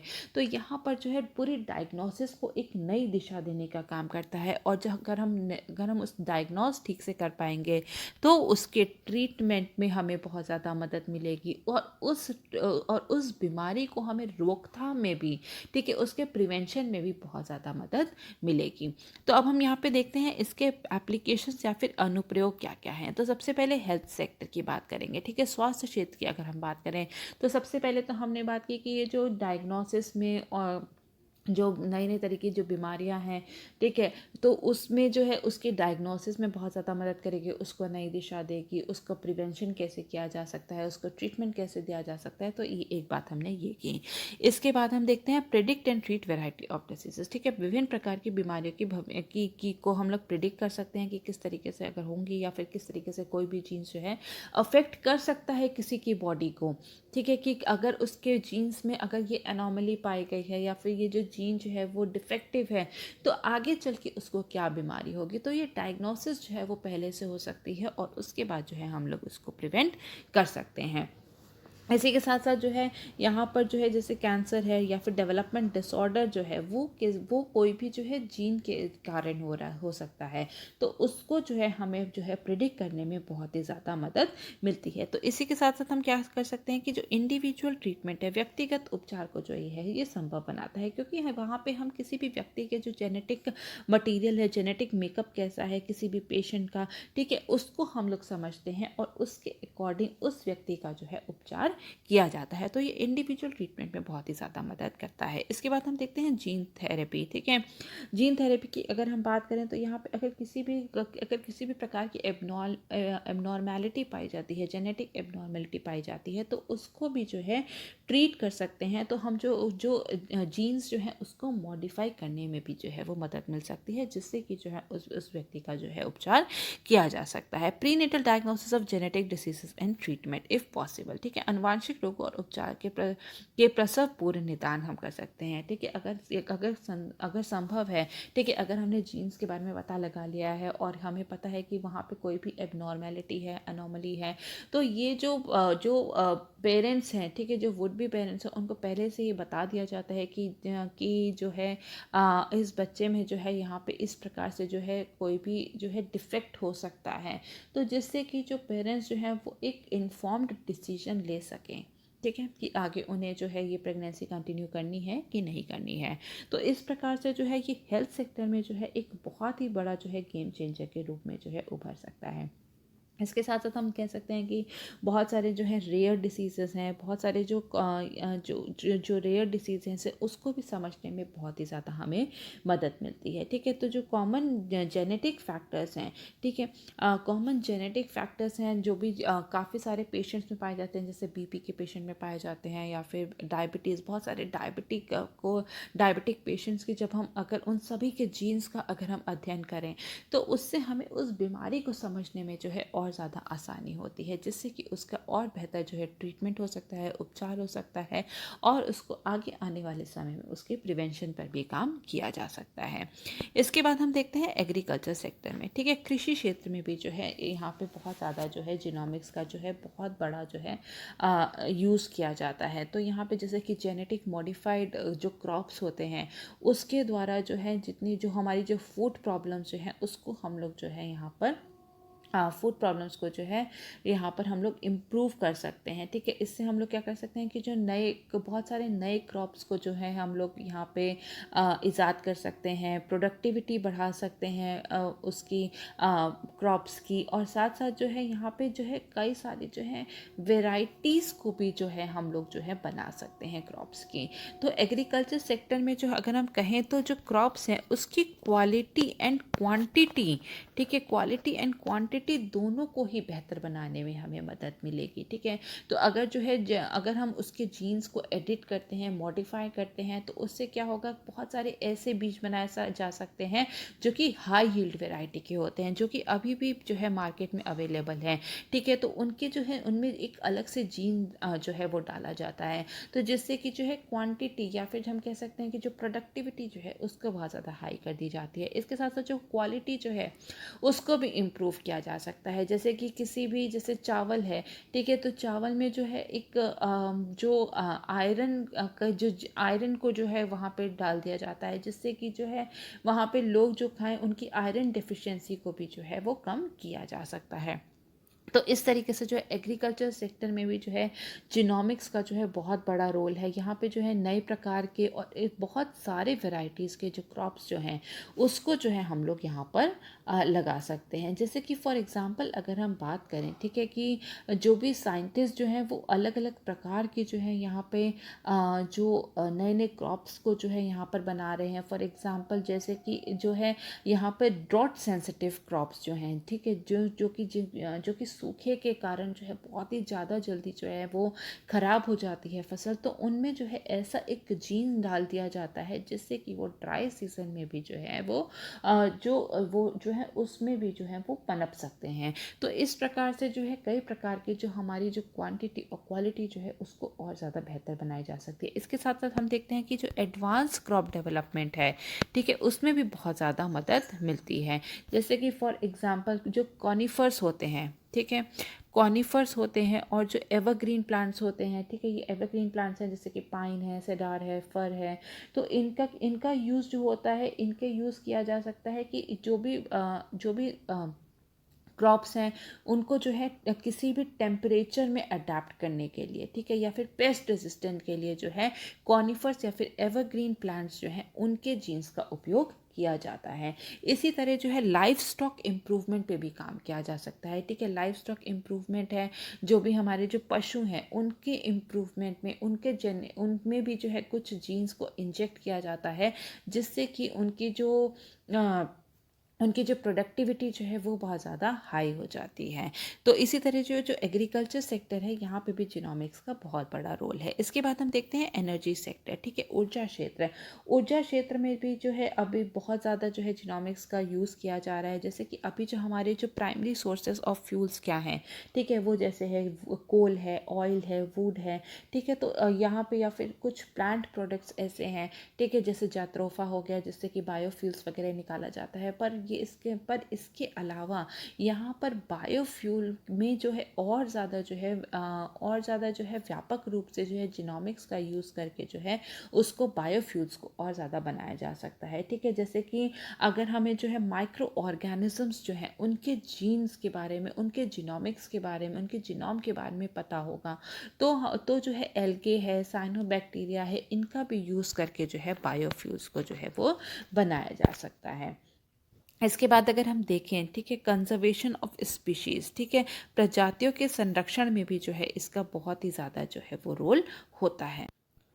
तो जीनोम को समझ के हमें जो स्पीशीज़ हैं, ठीक है, जो प्रजाति जो हैं उनके संरक्षण में भी बहुत ज़्यादा जो है वो मदद मिलेगी, ठीक है। तो उनके अगर हम जीनोम का अध्ययन करते हैं तो हमें जो है उनको किस तरीके से कंजर्व करना है उस पर भी हम लोग कार्य कर सकते हैं, जिससे कि उनके जो संरक्षण है उसमें बहुत ज़्यादा हमें मदद मिलेगी। इसके बाद हम देखते हैं एनवायरमेंट कंजर्वेशन, पर्यावरण संरक्षण में भी जो है वो बहुत ज़्यादा मदद मिलती है, क्योंकि ग्लोबल क्लाइमेट जो होता है वो केवल हम ह्यूमंस को ही अफेक्ट नहीं कर रहा है, बल्कि प्लांट्स हैं, एनिमल्स हैं, माइक्रोब्स हैं, माइक्रो ऑर्गेनिज्म हैं, इन सभी को अफेक्ट करता है, ठीक है। तो अगर हम जीनोमिक्स को और ज़्यादा आगे बढ़ाते हैं, अगर हम इसका और ज़्यादा अध्ययन करते हैं, ठीक है, तो यहाँ पर ये हमें ये बताएगा कि किस प्रकार से जो क्लाइमेट चेंज हो रहा है वो हमें किस प्रकार से इफेक्ट कर रहा है, और उसके अकॉर्डिंग जो है हम यहाँ पर जो है कार्य कर सकते हैं। जैसे कि अगर हम बात करें, तो अगर हम इन्वायरमेंट क्लीनअप के लिए भी जो है बहुत ज़्यादा माइक्रो ऑर्गेनिज्म का काम किया जा रहा है, उनके जीन्स को, उनके जीनोम को जो है अध्ययन किया जाता है। और इसके बाद जो है यहाँ पर कंटामिनेशन जो होता है, जो प्रदूषण होता है सॉइल का, वाटर का, उसको हटाने में जो है माइक्रो ऑर्गेनिज्म का बहुत ज़्यादा यूज़ किया जाता है। यहाँ तक कि अगर कभी जो है ऑयल स्पिल हो जाता है, ठीक है, ऑयल स्पिल होता है ओशियंस वगैरह में, तो वहाँ पे भी जो है माइक्रो ऑर्गेनिजम्स की मदद से जो है उस ऑयल को हटाया जाता है, उस पानी को जो है साफ़ किया जाता है। तो यहाँ पे जो माइक्रो ऑर्गेनिजम्स जो हैं उनके जीन्स को पढ़ा जाता है, उनके जीन्स का अध्ययन किया जाता है, और फिर ये देखा जाता है कि कौन से माइक्रो ऑर्गेनिज्म जो हैं वो यह कार्य करने में सक्षम है। तो यहाँ पे एनवायरमेंटल कंजर्वेशन में भी बहुत ज़्यादा मदद करते हैं। इसके अलावा जो है मेडिकल एडवांसमेंट में जो है बहुत ज़्यादा इसकी जो है, हम अगर एप्लीकेशन की बात करें जीनोमिक्स की, तो बहुत ज़्यादा जो है मेडिकल फ्रंट पे जो है इसका बहुत ज़्यादा जो है वो यूज़ किया जा रहा है। क्योंकि अगर जो है यहाँ पर केवल जो है जब यहाँ पर देखा जाता है कि वो जो ह्यूमंस जो हैं, हम लोग जो हैं वो हम जो है उनके जीनोम की जो है उसका अध्ययन करते हैं, और उसमें देखते हैं कि उनके जो जीन्स जो हैं, जो ऑल ओवर जो जीन्स हैं उनका अध्ययन किया जाता है, और देखा जाता है कि अलग अलग जीन्स किस तरीके से आपस में इंटरेक्ट कर रहे हैं और पर्सन के एनवायरनमेंट में किस तरीके से इंटरेक्ट कर रहे हैं। तो जब ये देखा जाता है कि पर्सन के एनवायरनमेंट में किस तरीके से इंटरेक्ट कर रहे हैं, तो यहाँ पर जो है हमें जो है समझने में आसानी होगी कि जो भी कौन कौन से एनवायरमेंटल कंटामिनेंट्स या फिर एनवायरमेंटल के कौन कौन से ऐसे फैक्टर्स हैं जो कि हमारे बीमारी का कारण बन रहे हैं, कैंसर का कारण बन रहे हैं, ठीक है। तो कौन से जो कंटामिनेंट्स हैं वो किस प्रकार से जीन से इंटरेक्ट करते हैं, जिससे कि हमें कई सारी बीमारियां होती हैं, ठीक है, जैसे कि कैंसर हो गया, या फिर ट्यूबरकुलोसिस हो गया, कोई भी ऐसा, पोलियो हो गया। तो ऐसे कौन से एनवायरमेंटल फैक्टर्स हैं, ठीक है। तो इस तरीके से ये हमें जो मेडिकल फ्रंट पे और एडवांस लेवल पे जो है स्टडी करने में बहुत ज़्यादा मदद करते हैं, जिससे कि हम लोग एक बेटर ट्रीटमेंट दे सकते हैं लोगों को, और इसका आगे चल के बचाव भी कर सकते हैं। इसके बाद हम देखेंगे कि आखिर इसमें क्या क्या चैलेंजेस हैं, क्या क्या चुनौतियाँ हैं पूरी जीनोमिक रिवॉल्यूशन में। तो सबसे पहले जो है हम एक्यूरेसी की बात करेंगे, ठीक है, इसकी यथार्थता की बात करेंगे कि ये जितना भी जो हम लोग जो जीनोम सीक्वेंसिंग कर रहे हैं, जितने भी जो जीनोम वेरिएंट्स जो है उनका जो है अध्ययन कर रहे हैं, वो कितने एक्यूरेट हैं, ठीक है। क्योंकि इस पे हमें बहुत सारे जब तक हम लोग बहुत सारे जो है पॉपुलेशन पे जो है डेटा कलेक्ट नहीं कर लेते, तब तक हम लोग किसी भी नतीजे पे नहीं पहुंच पाएंगे। तो इसलिए इसकी एक्यूरेसी पे जो है अक्सर सवाल उठाए जाते हैं। इसके बाद हम देखते हैं इंडियाज़ लार्ज पॉपुलेशन। भारत की जो जो विशाल जनसंख्या है, ये भी एक बहुत बड़ा जो है जीनोमिक्स में हमें आगे बढ़ने में जो है एक चैलेंज बना हुआ है। क्योंकि यहाँ पर जो है इंडिया में अलग अलग प्रकार के बहुत सारे एथनो लिंग्विस्टिक ग्रुप्स हैं। इंडिया में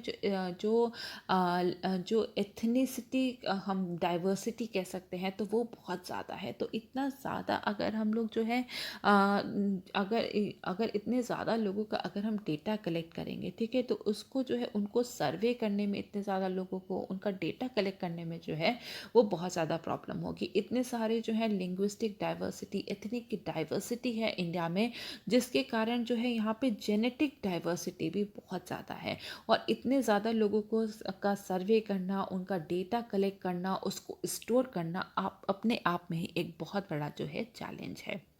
इसके बाद हम देखते हैं मैन पावर ट्रेनिंग, जनशक्ति प्रशिक्षण, ठीक है। ये भी बहुत ज़्यादा जो है एक चैलेंज बना हुआ है। क्योंकि हमने इतनी सारी इन्फॉर्मेशन अगर हमने इकट्ठी कर भी ली, तो उसका यूज़ किस तरीके से करना है, ठीक है, उसको इंटरप्रेट किस तरीके से करना है, क्या हम उसे करेक्टली इंटरप्रेट कर भी पाएंगे, ठीक है। तो ये जो है उसके लिए जो है जो लोगों को जो है प्रशिक्षण देना जो है वो बहुत ज़्यादा ज़रूरी है। लैक ऑफ नॉलेज, हमारा जो ज्ञान जो है जीनोमिक्स में अभी वो बहुत ज़्यादा सीमित है, ठीक है। बहुत सारे ऐसे जीन्स हैं जिनके बारे में हमें पता ही नहीं है, जिनके रोल के बारे में पता ही नहीं है, ठीक है। तो यहाँ पे जो है अगर हम लोग सारा डेटा इकट्ठा कर लेते हैं, तो उन जीनोम के बारे में जो हमारे जो अंडरस्टैंडिंग है वो बहुत ही ज़्यादा इनकम्प्लीट है। तो इसलिए जो बहुत सारी ऐसी इंफॉर्मेशन हम लोग कलेक्ट कर लेंगे जिसका कि हमें यूज़ ही नहीं पता है, ठीक है, तो हमारी जो नॉलेज जो है वो बहुत ज़्यादा अभी सीमित है। इसके बाद हम देखते हैं प्राइवेसी कंसर्न, सुरक्षा, ठीक है। जो डेटा सिक्योरिटी है, हमने बहुत सारा डेटा कलेक्ट कर लिया, जेनेटिक इन्फॉर्मेशन जो है लोगों की कनेक्ट कर ली, लेकिन अगर कोई उसे हैक कर लेता है उस इन्फॉर्मेशन को, ठीक है, तो लोगों की जो प्राइवेट इन्फॉर्मेशन है वो उनके पास चली जाएगी विदाउट देयर हम कह सकते हैं उनके कंसेंट के बिना, ठीक है। तो यहाँ पे प्राइवेसी कंसर्न्स भी बहुत ज़्यादा बने हुए हैं। इसके बाद हम देखते हैं लिमिटेड यूज़, बहुत ही ज़्यादा सीमित उपयोग है, ठीक है। इंडिया में हेल्थ सेक्टर का हाल तो वैसे ही बहुत ज़्यादा बुरा है। बहुत ज़्यादा मतलब कि बहुत कम ही ऐसे हॉस्पिटल्स हैं जो कि एक्चुअल में जो है जीनोमिक्स का यूज़ करके लोगों के जो है डायग्नोसिस करते हैं, फिर उनका ट्रीटमेंट करते हैं, फिर आगे जो है उनको बताते हैं कि किस तरीके से प्रिवेंशन करना है। तो ये बहुत ही कम मेडिकल प्रैक्टिशनर्स जो हैं इसका यूज़ करते हैं। तो यहाँ पे इसका यूज़ जो है वो बहुत ही ज़्यादा लिमिटेड है, लेकिन इसमें खर्चा जो है वो बहुत ज़्यादा आता है। तो यहाँ पे खर्चा बहुत ज़्यादा हो रहा है, लेकिन यूज़ जो है वो बहुत ज़्यादा होता है। तो यहाँ पर हम 8th पॉइंट जो है इसके एक्सपेंसेस पे भी डाल सकते हैं। इसके बाद हम देखते हैं नेसेंट स्टेज, ठीक है। बहुत ही ज़्यादा जो अभी नेसेंट स्टेज है, बहुत ही ज़्यादा शुरुआती दौर में है। तो इसके आफ्टर इफ़ेक्ट्स या फिर इसके लॉन्ग टर्म इफ़ेक्ट्स जो हैं वो क्या होंगे, इस पर अभी कुछ भी नहीं कहा जा सकता है। तो इसलिए जो है यहाँ पर हम कह सकते हैं कि यहाँ पे बहुत सारे जो हैं इसके चैलेंजेस बने हुए हैं। तो अगर हम इसमें देखें तो अवे फॉरवर्ड, ठीक है, आगे के रास्ता में जो है यहाँ पे ट्रेनिंग, लोगों को ट्रेनिंग देनी बहुत ही ज़्यादा ज़रूरी है कि जितने भी जो इन्फॉर्मेशन, जेनेटिक इन्फॉर्मेशन जो है इकट्ठी कर भी ली है, आप उसका अध्ययन किस तरीके से करेंगे, उसको इंटरप्रेट किस तरीके से करना है, ठीक है। तो इस बात के लिए उसको जो है उनको जो है प्रशिक्षण देना जो है वो बहुत ही ज़्यादा ज़रूरी है, ठीक है। तो यहाँ पर जो है उनको डेटा किस तरीके से इंटरप्रेट करना है, वो जो भी उसको बाद में जो है डेटा जो है उसको यूज़ किस तरीके से करना है, ठीक है, उसके लिए जो है ट्रेनिंग की बहुत ज़्यादा ज़रूरत है। रिसर्च एंड डेवलपमेंट, अनुसंधान और विकास पर ध्यान देना बहुत ही ज़्यादा ज़रूरी है। क्योंकि जैसे कि हमने बात की अभी शुरुआती दौर पे है, तो इसमें और ज़्यादा रिसर्च, इसमें और ज़्यादा डेवलपमेंट की ज़रूरत है, ताकि हम इसे और ज़्यादा जो है कई सारे क्षेत्रों में भी जो है इसका यूज़ कर सकें। इसके बाद फंडिंग, ठीक है, अनुदान, ठीक है। अब बहुत सारे जो हैं यहाँ पे अनुदान की कमी के कारण भी जो है हम लोग जीनोमिक्स के क्षेत्र में जो है आगे नहीं बढ़ पा रहे हैं। डेटा सिक्योरिटी, ठीक है, डेटा सिक्योरिटी पे जो है बहुत ज़्यादा काम करना पड़ेगा, क्योंकि जो है यहाँ पे डेटा ब्रीच ना हो, लोगों का ट्रस्ट जो है इन सब चीज़ों पे बना रहे, उसके लिए जो है डेटा सिक्योरिटी पे भी कार्य करना बहुत ज़रूरी है। तो हम ये कह सकते हैं कि ये जो जिनोमिक्स का जो पूरा क्षेत्र है वो बहुत ही ज़्यादा जो है हमें एडवांस लेवल पे ले जा सकता है, बहुत सारे सेक्टर्स में जो है हमें जो है आगे बढ़ने में बहुत ज़्यादा मदद करेगा। तो ये इंडिया के लिए एकदम सही समय है कि इस पर और रिसर्च एंड डेवलपमेंट की जा सके, और जो है यहाँ के जो है एक लीडर के रूप में जो है इस क्षेत्र में उभर सके। इसके बाद हम लोग नेक्स्ट क्वेश्चन को डिस्कस करेंगे, जो कि है पेपर नंबर 4 से, और क्वेश्चन है what is the contemporary relevance of Kautilya Saptanga theory. Kautilya के सप्तांग सिद्धांत की समकालीन प्रासंगिकता क्या है। ठीक है, तो अब हम इस क्वेश्चन को यहाँ पर डिस्कस कर लेते हैं। कौटिल्य, जिन्हें कि हम चाणक्य भी कहते हैं, ये पहले मौर्यन किंग जो थे, पहले मौर्यन शासक जो थे चंद्रगुप्त मौर्य, उनके शासन में ये प्राइम मिनिस्टर थे। ठीक है, और इन्होंने एक किताब लिखी थी अर्थशास्त्र की, अर्थशास्त्र जिसका कि मेन सब्जेक्ट क्या था, मेन सब्जेक्ट उसका था पब्लिक एडमिनिस्ट्रेशन, मतलब कि लोक प्रशासन।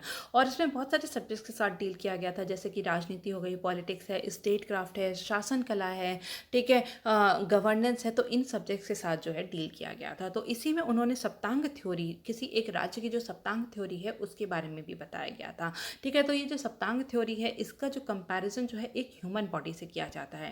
ठीक है, अगर हम बात करें एक ह्यूमन बॉडी में, ठीक है, ह्यूमन बॉडी के जैसे बहुत सारे जो ऐसे हिस्से होते हैं, तो इसी तरीके से एक राज्य के भी जो है बहुत सारे जो है हिस्से हैं, इसके बहुत सारे अंग हैं। तो इसको 7 अंग बताया गया था, और ये जो सातों अंग है ये किसी भी राज्य की प्रकृति, किसी भी राज्य के चरित्र को समझने में, उनके नेचर और कैरेक्टर को समझने में बहुत ज़्यादा मदद करते हैं। तो ये कौन कौन से जो है 7 प्रकृति हैं, 7 लिम्ब हैं, या फिर हम कह सकते हैं कि 7 अंग हैं। ठीक है, अब हम उन पर चर्चा कर लेंगे। तो सबसे पहले क्या है, सबसे पहले है स्वामीन, वहाँ का रूलर। ठीक है, तो यहाँ के अगर तो जैसे किसी भी राज्य के जो रूलर होता है वो वहाँ पे जो है वो किसी भी राज्य का मोस्ट इम्पॉर्टेंट एलिमेंट होता है। ठीक है, वो सबसे ज़्यादा इम्पॉर्टेंट एलिमेंट है, और इसका स्थान जो है सबसे ऊपर रखा गया है। इसको जो है शीर्ष स्थान यहाँ पर दिया गया है, और इसलिए जो है इनके बहुत सारे जो है इस फंक्शंस की बात भी की गई है, जैसे कि कुछ प्रोटेक्टिव फंक्शन है और कुछ प्रमोटिव फंक्शन है, मतलब कि सुरक्षात्मक और उन्नायक कार्य दोनों ही जो है वो किसी रूलर के हैं, या फिर हम कह सकते हैं वहाँ के शासक के हैं। तो यहाँ पे अगर हम एट प्रेजेंट बात करें, तो यहाँ पे अगर इंडिया की बात करें, तो इंडिया राष्ट्र के अगर हम रूलर की बात करें तो वो कौन है, वो यहाँ के उस कंपेयर किया जाएगा यहाँ के प्राइम मिनिस्टर से। तो अगर हम प्रोटेक्टिव फंक्शन की बात करें, तो यहाँ पे क्योंकि जितने भी जो सिटीज़न है किसी भी राज्य के, ठीक है, जो जितने भी वहाँ की जो जनसंख्या है उसको कुछ प्रोटेक्टिव फंक्शन, क्योंकि उनकी रक्षा करने की जिम्मेदारी किसकी है, वहाँ के शासक की है। तो वो उसके गार्जियन की तरह, उसके सेवियर की तरह जो है वो काम करते हैं, जिसके लिए जो है उन्हें उनके जो है कुछ ऐसे कार्य दिए गए हैं जो कि उन्हें करना होगा, ताकि जो लोगों की जो रक्षा कर सकें, जैसे कि वहाँ पे जितना भी जो वायलेंस है उस राज्य में, उसको कम करने की जिम्मेदारी जो है वहाँ के शासक की है। इसी के साथ साथ हम देखते हैं कि वहाँ पे लॉ एंड ऑर्डर को मेंटेन करना, ठीक है, लॉ एंड ऑर्डर को मेंटेन करना, लोगों की अगर कोई भी शिकायतें हैं तो उन ग्रीवेंसेस को सुनना और उसको निदान करना, ये सारा कार्य किसका है, वो वहाँ के शासक का ही है। ठीक है, अगर यहाँ पे जो है कोई भी बाहर से अगर कोई हमला होता है तो उस डेंजर को कैसे जो है हटाना है, ठीक है, आर्मी को किस तरीके से कमांड करना है, लॉज को किस तरीके से इनैक्ट करना है, यहाँ तक कि जैसे कि अगर कोई भी जो भी प्राकृतिक आपदाएं होती हैं, ड्रॉट है, अर्थक्वेक है, अगर ये भी आए तो उन सब से किस तरीके से निपटना है, ठीक है, क्या तो ये सभी जिम्मेदारी किसकी होती है, वहाँ के शासक की होती है। इसी के साथ साथ जो है कुछ प्रमोटिव फंक्शंस भी हैं जो कि लोगों के मॉरल और मटेरियल हैप्पीनेस के लिए, ठीक है, वो बहुत ज़्यादा ज़रूरी है, लोगों के वेलफेयर के लिए जो है बहुत ही ज़्यादा ज़रूरी बताए गए हैं। जैसे कि जो यहाँ पर जो है लोगों का वेलफेयर कैसे होगा, जब यहाँ पे उनके पास एम्प्लॉयमेंट अपॉर्चुनिटीज़ होंगी, जिसके लिए ज़रूरी है कि एग्रीकल्चर सेक्टर को और ज़्यादा प्रमोट किया जा सके, इंडस्ट्रीज़ को और ज़्यादा प्रमोट किया जा सके, ठीक है, जो आर्टिसंस हैं उनकी कला को और ज़्यादा प्रमोट करने की ज़रूरत है, ताकि जो हमारा जो रिच कल्चर है, हमारी जो रिच आर्ट एंड कल्चर है उसको हम लोग प्रिजर्व कर सकते हैं। तो इसी तरह जो है यहाँ के लोगों के मीन्स ऑफ लाइवलीहुड को बढ़ाने के लिए, ठीक है, उसको प्रमोट करने की जिम्मेदारी भी किसकी है, यहाँ के रूलर की ही है। तो जैसे कि यहाँ पे एम्प्लॉयमेंट अपॉर्चुनिटीज़ हैं, जितने भी जो स्टूडेंट्स हैं उनको किस तरीके से एजुकेशनली हेल्प करनी है, ये सभी जिम्मेदारी किसकी है, यहाँ के रूलर की है। तो यहाँ पे जो है रूलर की जो इंटेलेक्चुअल एबिलिटी या फिर बुद्धिमत्ता को जो है बहुत ही महत्वपूर्ण स्थान दिया गया है। यहाँ पर जो कौटिल्य हैं उन्होंने 4 साइंसेस की बात की थी। सबसे पहले जो है यहाँ की फ़िलॉसफी, ठीक है। अगर हम फिलॉसफी की बात करें तो इंडिया के जो है कुछ सिद्धांत है वो उसी पे चलता आया है। तो इंडिया के सिद्धांत को जो है वहाँ पे पकड़ के किस तरीके से आगे बढ़ना है, उसको किस तरीके से जो है आप आगे आने वाले जो है समय के साथ अगर किस तरीके से मोल्ड करना है, वो सभी जिम्मेदारी किसकी है, वो वहाँ के शासक की है। इसके बाद हम देखेंगे वेदास, ठीक है। सेकंड क्या है, वेदास। वेदास मतलब कि हमारा जो कल्चर, हमारे कल्चर को किस तरीके से प्रिजर्व करना है, ये जिम्मेदारी भी यहाँ के शासक की है। इसके बाद अगर हम थर्ड बात करें तो इकोनॉमिक्स, ठीक है, मतलब कि यहाँ पे जो अर्थशास्त्र है उसके लिए भी जो है जिम्मेदारी किसकी है, वो शासक की है। कि अब जो है जो सिनेरियो जो है वो बहुत ज़्यादा चेंज हो गया है, ठीक है। ग्लोबलाइजेशन के ज़माने में फिर हमने डी ग्लोबलाइजेशन देखा। तो ये ग्लोबलाइजेशन डी ग्लोबलाइजेशन में अपने आर्थिक इंटरेस्ट को, अपने इकोनॉमिक इंटरेस्ट को किस तरीके से प्रिजर्व करना है, ये सभी जिम्मेदारी किसकी है, यहाँ के शासक की है। इसके बाद उन्होंने जो फोर्थ साइंस बताई है वो कौन सी है, वो है पॉलिटिकल साइंस, ठीक है, या फिर हम कह सकते हैं राजनीतिक विज्ञान। तो यहाँ पर जो है उन्होंने बात की थी कि स्ट्रैटेजिक पार्टनरशिप, किस देश के साथ जो है अपने स्ट्रैटेजिक पार्टनरशिप को और ज़्यादा बढ़ावा देना है, कहाँ पे जो है अपनी पावर का जो है इस्तेमाल करना है। हमने कई ऐसे इंस्टेंसेस देखे हैं जहाँ पे कि इंडिया ने जो है अपनी जो इंटरनेशनल फोरम्स होते हैं वहाँ पे अपनी वोटिंग राइट्स को जो है एब्सटेन किया है, वोट दिया ही नहीं है, ठीक है। तो न्यूट्रल रहने के लिए, क्योंकि वो अपनी एक जो पूरी सिचुएशन है उसको बैलेंस करके चल रहा है। इसके साथ साथ जो इंटरनल पॉलिटिक्स है उसको भी समझना बहुत ही ज़्यादा ज़रूरी है। तो यहाँ पर हम कह सकते हैं कि जो राजा है, ठीक है, तो यहाँ का जो राजा है या फिर हम कह सकते हैं कि जो भी रूलर है उसको जो है कल्याणकारी होना चाहिए, और जितनी भी जो वहाँ के सिटीजन्स हैं उनके प्रति जो है वो उनकी एक आंसरेबिलिटी होती है, वो उनको आंसरेबल, उनके ऊपर जो है उत्तरदायी होना बहुत ही ज़रूरी है, एक अकाउंटेबिलिटी जो है सेट करना ज़रूरी है। तभी जो है वहाँ पे जो है वो राजा जो है अपने कर्तव्यों से जो है वो बंधा हुआ होता है। तो जो वहाँ का जो रूलर है, शासक है, उसको किसी के भी अधीन काम नहीं करना चाहिए। तो इंडिया जैसे कि एज अ सोवरेन स्टेट, ठीक है, हम एक सोवरेन स्टेट हैं, तो हमारी तो यहाँ का जो रूलर है, ठीक है, वो किसी भी बाहरी प्रेशर में आके उससे भी किसी भी तरह का कार्य नहीं करना चाहिए। इसके बाद हम बात करेंगे अमात्य की, ठीक है। अमात्य मतलब कि जो है, अमात्य कौन होते थे, अमात्य होते थे जो भी राजा के साथ बहुत सारे जो है मिनिस्टर्स एसोसिएटेड होते थे। तो बहुत सारे एसोसिएट्स या फिर एडवाइजर्स जो उनको सलाह देते थे, जो जितने भी जो सलाहकार होते हैं वो जो है वो उनको अमात्य कहलाए जाते थे। तो यहाँ पे जो मिनिस्टर्स जो है उनको इंटेलेक्चुअल पावर, ठीक है, उनकी जो बुद्धिमत्ता है, जो बुद्धि वाली जो पावर है, उसका जो है ओहदा दिया गया है। तो ये जितने भी जो अमात्य हैं, जितने भी जो मिनिस्टर्स हैं, इनको मॉरली और एथिकली प्योर होना चाहिए, ठीक है। मॉरली और एथिकली उनको प्योर होने की बहुत ही ज़्यादा ज़रूरत है। जितने भी जो हमारे मिनिस्टर्स हैं उनको ये होना चाहिए, ठीक है। इसके साथ साथ जितने भी जो फाइनेंशियल मैटर्स हैं उनमें उनको जो है पूरी तरीके से ईमानदारी बरतनी चाहिए। उनका जो कैरेक्टर जो है, उनका जो चरित्र है वो अच्छा होना चाहिए। तभी जो है हम हमारे जो करप्शन जैसी समस्या से हम लोग लड़ सकते हैं, ठीक है। Important to fight corruption. तो ये इसलिए भी आज के टाइम में जो है बहुत ही ज़्यादा रेलिवेंट है। इसके बाद हम बात करेंगे जनपद की, ठीक है। जनपद की अगर हम बात करें तो जन मतलब कि यहाँ के पीपल, और पद मतलब टेरिटरी, ठीक है।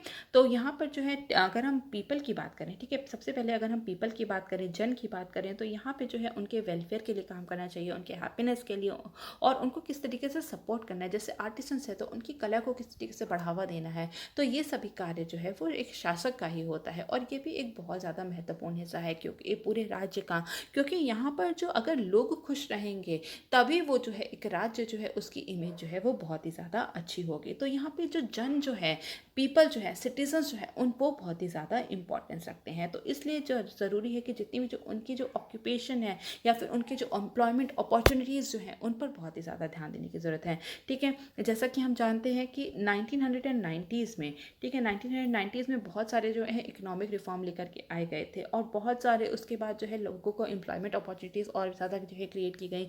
बहुत सारे लोगों को जो है पॉवर्टी से बाहर निकाला गया, गरीबी रेखा के से बाहर निकाला गया। लेकिन अभी भी, ठीक है, अभी भी बहुत सारे ऐसे लोग हैं जो कि गरीबी रेखा के नीचे हैं। तो उनके लिए जो है कार्य करना ह्यूमन कैपिटल को कैसे बढ़ावा देना है। इंडिया जो है यहाँ पे सेकंड मोस्ट पॉपुलस कंट्री है, अब तो मोस्ट पॉपुलस कंट्री हो गई है, ठीक है। तो यहाँ पे जो इतनी जो हमारी जो जनसंख्या है, उन सभी को जो है उनका कल्याण के लिए उनको एजुकेशन अच्छी से अच्छी मिले, अपनी जो हमारी जो ह्यूमन रिसोर्स है उसको पूरा फ़ायदा उठाने के लिए हमें बहुत तरीके के जो है कार्य करने होंगे, उनको एम्प्लॉयमेंट अपॉर्चुनिटी देनी होगी, उनके एजुकेशन पर ध्यान देना ज़रूरी है, ठीक है। तो अपनी जो हमारी जो डेमोग्राफिक प्रोफाइल है उसके लिए बहुत सारे जो है हमें पॉलिसीज़ बनाने की ज़रूरत है, ठीक है। तभी हमारे जो पूरे जो हमारा ये इसका जो थर्ड लिम्ब है, थर्ड अंग जो है जन का, ठीक है, हम उसको जो है और ज़्यादा स्ट्रॉन्ग कर सकते हैं। इसी तरह अगर हम टेरिटरी बात करें, ठीक है, टेरिटरी की बात करें तो यहाँ पे जो टेरिटरी है, जितना भी जो हमारा जो एरिया है,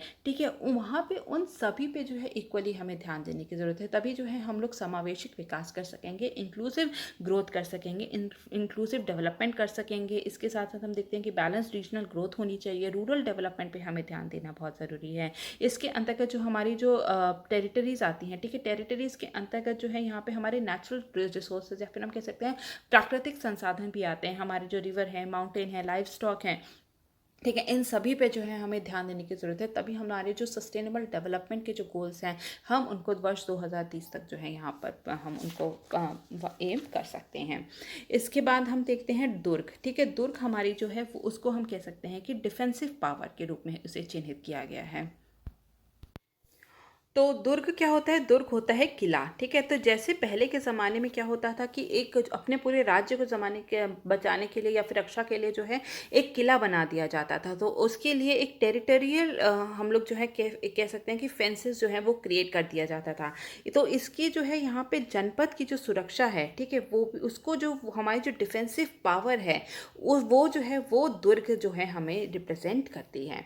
तो यहाँ पर जो हमारी जो डिफेंसिव पावर है, तो इसके कोई भी अगर बाहरी खतरा है, ठीक है, बाहरी खतरा से हम लोग किस तरीके से अपनी टेरिटरी की रक्षा करेंगे, ठीक है। अब हमारी जो आर्म्ड फोर्सेस है, हम उसके कैसे जो है हम उसकी कैसे कैपेसिटी बिल्डिंग कर सकते हैं, क्योंकि हमारे जो नेबर्स हैं, ठीक है, वो बहुत अच्छे नहीं हैं। पाकिस्तान है एक तरफ, चाइना है, तो यहाँ पे जो है हमारे जो नेबर्स जो हैं, जो ट्रबलसम नेबर्स जो हैं, उनसे निपटने के लिए हमारी जो आर्म्ड फोर्सेस जो है उनकी कैपेसिटी को कैसे बढ़ा सकते हैं, ये सब कार्य जो है वो डिफेंसिव पावर में ही आता है। तो हमारी जो इंटरनल सिक्योरिटी की भी प्रॉब्लम बहुत ज़्यादा है इंडिया में, जो है ये भी एक बहुत बड़ा चैलेंज है।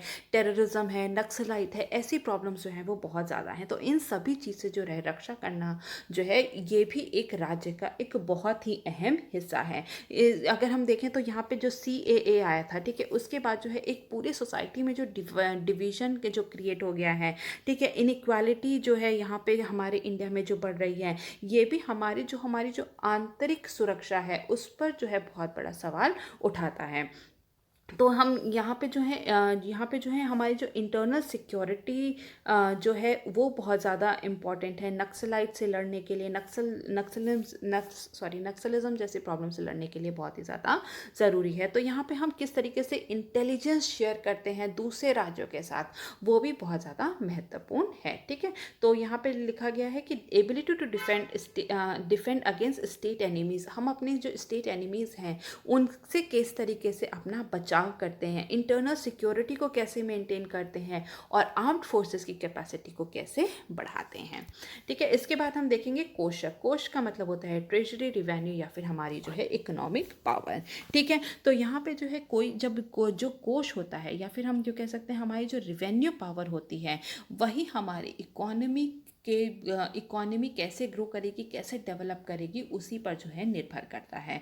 तो ये जो हमारा जो कोष है, रेवेन्यू है, इसी से ही किसी भी राज्य की जो है तरक्की होती है और जो है उसको जो है उसके पास कितना पैसा है, उसके पास कितनी रिसोर्सेज है, उसी से वो उतना ही जो है वो शक्तिशाली माना जाता है। तो ये जो कोष है, रेवेन्यूज़ है, ये बहुत ज़्यादा ज़रूरी है ताकि लोगों का वेलफेयर हो सके, ठीक है, जनता की सेवा करने के लिए, हमारी जो आर्म्ड फोर्सेज हैं उसको मेंटेन करने के लिए, ठीक है, हमारी जो डिफेंसिव पावर है उसको और बढ़ाने के लिए, इन सभी के लिए जो है हमें रिवेन्यूज़ की ज़रूरत पड़ती है। तो यहाँ पर जो है कि जो कौटिल्य ने जो है बहुत सारे जो है रिवेन्यूज़ के लेजिटिमेट सोर्स बताए थे, जैसे कि टैक्सेस हो गए, ठीक है, एक्सपोर्ट इंपोर्ट टैक्स हो गया, मिसलेनियस टैक्स हो गया। तो ये जो है यहाँ पे ये जो टैक्सेस हैं ये किस तरीके से लगाने हैं, ये किस तरीके से इसको कलेक्ट करना है, ताकि हम लोग अपनी जो हमारी जो अर्थव्यवस्था है उसको और ज़्यादा मजबूत कर सकते हैं। तो यहाँ पे जो है फॉरेक्स रिजर्व है, गोल्ड रिजर्व है, ठीक है, या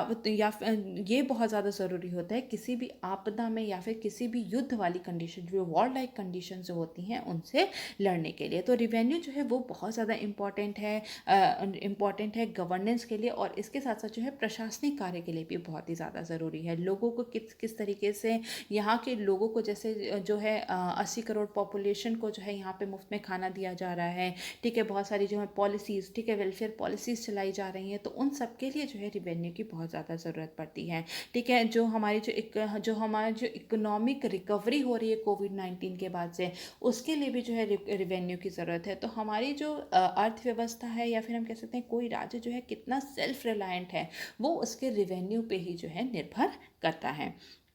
तो ओवरऑल ग्रोथ और हमारी जो अर्थव्यवस्था है उसकी ग्रोथ के लिए जो है यहाँ के रिवेन्यू जो है वो बहुत ज़्यादा इम्पॉर्टेंट है।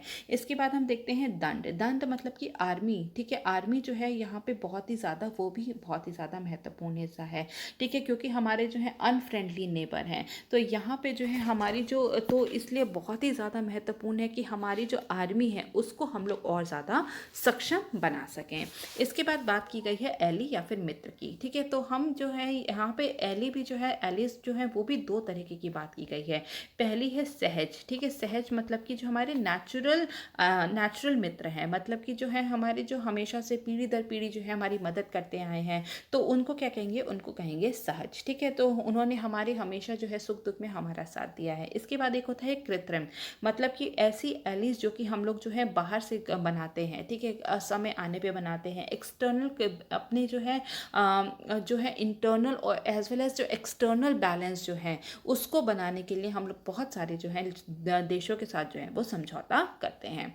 तो एक्सक्यूज़ मी, तो यहाँ पर जो है कौटिल्य ने बताया है कि जो है बाहरी जितने भी जो देश हैं हम उनसे हाथ मिला सकते हैं, ठीक है, लेकिन जो है हमारे कॉमन इंटरेस्ट के लिए। लेकिन अगर कहीं पे भी किसी का कोई मिलिट्री पर्पस है तो उसके लिए हाथ मिलाना जो है वो गलत होगा। तो यहाँ पे हम कह सकते हैं कि जो राज्य की जो समृद्धि के लिए तथा उसकी जैसे कि युद्ध काल है, आपदा के समय जो है सहायता के लिए राज्य के अच्छे मित्र होना जो है वो बहुत ही ज़्यादा ज़रूरी है। तो यहाँ पर अगर हम कंक्लूजन की बात करें, ठीक है, अगर हम कंक्लूड करें इसको, तो यहाँ पर हम कह सकते हैं कि जो कौटिल्य की जो थ्योरी है ये बहुत ही ज़्यादा इनोवेटिव थी, और ये बहुत ही ज़्यादा जो है व्यापक रूप से इसको प्रेजेंट किया गया है, बहुत ही ज़्यादा ब्रॉड लेवल पे इसको यूज़ किया है। यहाँ पे केवल मिलिट्री गवर्नेंस की बात नहीं कही गई है, ठीक है, ये पूरी जो है इसमें बहुत सारे जो है इसमें बहुत सारे इसके अंग को बताया गया है, जो कि बहुत ही ज़्यादा किसी भी स्टेट के लिए इम्पॉर्टेंट है, इसलिए ज़रूरी है, ठीक है। तो यहाँ पे हम इसलिए हम कह सकते हैं कि ये जो है पॉलिटिकली रियलिस्ट ऑब्जेक्टिव्स हैं, ठीक है, रियलिस्ट ऑब्जेक्टिव्स को बताता है, जिसके लिए जो है हमें अपनी राष्ट्र की क्षमता को जो है वो बहुत ज़्यादा बढ़ाना ज़रूरी है। तो राष्ट्र की क्षमता को किस तरीके से बढ़ा सकते हैं, हमारे पास एक मल्टी प्रॉन्ग्ड अप्रोच होनी चाहिए, ठीक है, एक बहुआयामी दृष्टिकोण जो है वो होना चाहिए। तो इसके अंतर्गत ना सभी कुछ आ जाता है कि मतलब कि ये ना एक यूनिडायमेंशनल नहीं होना चाहिए, ये एक प्लूरल फॉर्म में होना चाहिए कि हम अपने एलीज को, ठीक है, हम अपने मित्र किस किस को चूज करते हैं, ठीक है, हम अपनी इकोनॉमी को कैसे और स्ट्रॉन्ग कर सकते हैं, हम एक्सपर्ट एडवाइस कहाँ से लेते हैं, ठीक है, एक्सपर्ट एडवाइस लेना, पॉलिसी डिसीजन मेकिंग है, अपने जो यहाँ की टेरिटरी जो है, यहाँ का जो पद है और जन है, दोनों की ही रक्षा करना, ठीक है। तो हमें जो है एक यहाँ पे मल्टी प्रॉन्ग्ड अप्रोच लेने की ज़रूरत है। इसके साथ साथ हम देखते हैं कि यहाँ पे जो है पारंपरिक और गैर पारंपरिक दोनों चुनौतियों पर ध्यान देना बहुत ही ज़रूरी है, ठीक है। जैसे कि अगर हम बात करें तो हमारे जो बहुत सारे ट्रेडिशनल चैलेंजेस हैं, जैसे कि अनएम्प्लॉयमेंट की है, गरीबी की है, ठीक है, तो यहाँ जनसंख्या बहुत तेज़ी से बढ़ रही है, तो ये जो है इन सब चीज़ों पर तो ध्यान देने की ज़रूरत है। बाकी जो नॉन ट्रेडिशनल जो चैलेंजेस हैं उस पर भी इक्वली ध्यान देना ज़रूरी है। जैसे कि फॉर एग्जांपल कोविड-19 के बाद अपनी इकोनॉमी को कैसे जो है रिकवर करना है, ठीक है, यहाँ पे जो है लोगों को जो है किस तरीके से बचाना है, उनको किस तरीके से वैक्सीन मुफ्त में देनी है, तो इन सभी चीज़ों पे, ठीक है, इन सभी चीज़ों पे ध्यान देना बहुत ही ज़्यादा ज़रूरी है। एक होलिस्टिक अप्रोच होनी चाहिए, ठीक है। ये नहीं कि जो है एक बहुत ही कंपार्टमेंटलाइज्ड जो हमारी जो सोच है उससे हमें बाहर निकलने की ज़रूरत है और एक होलिस्टिक अप्रोच लेने की ज़रूरत है। जब भी हम कोई भी पॉलिसी बनाते हैं या फिर जो है हम कभी भी जो है पॉलिसी बनाते हैं, कोई भी डिसीजन लेते हैं, तो उसके लिए जो है एक कॉम्प्रिहेंसिव होलिस्टिक अप्रोच होनी बहुत ही ज़्यादा ज़रूरी है। तभी जो है यहाँ पे हम जो है यहाँ पे लोगों का कल्याण कर सकते हैं। और तो हमारे जो ये जो पूरी अगर हम थ्योरी कहें तो ये जो है हमारे राष्ट्र के विकास के लिए बहुत ही ज़्यादा ज़रूरी है, हमें सुपर पावर बनाने के लिए बहुत ही ज़रूरी है। तभी जो है हम लोगों का वेलफेयर कर सकेंगे और उनके हैप्पीनेस के लिए कार्य कर सकेंगे। So that will be all in this video. Thank you so very much.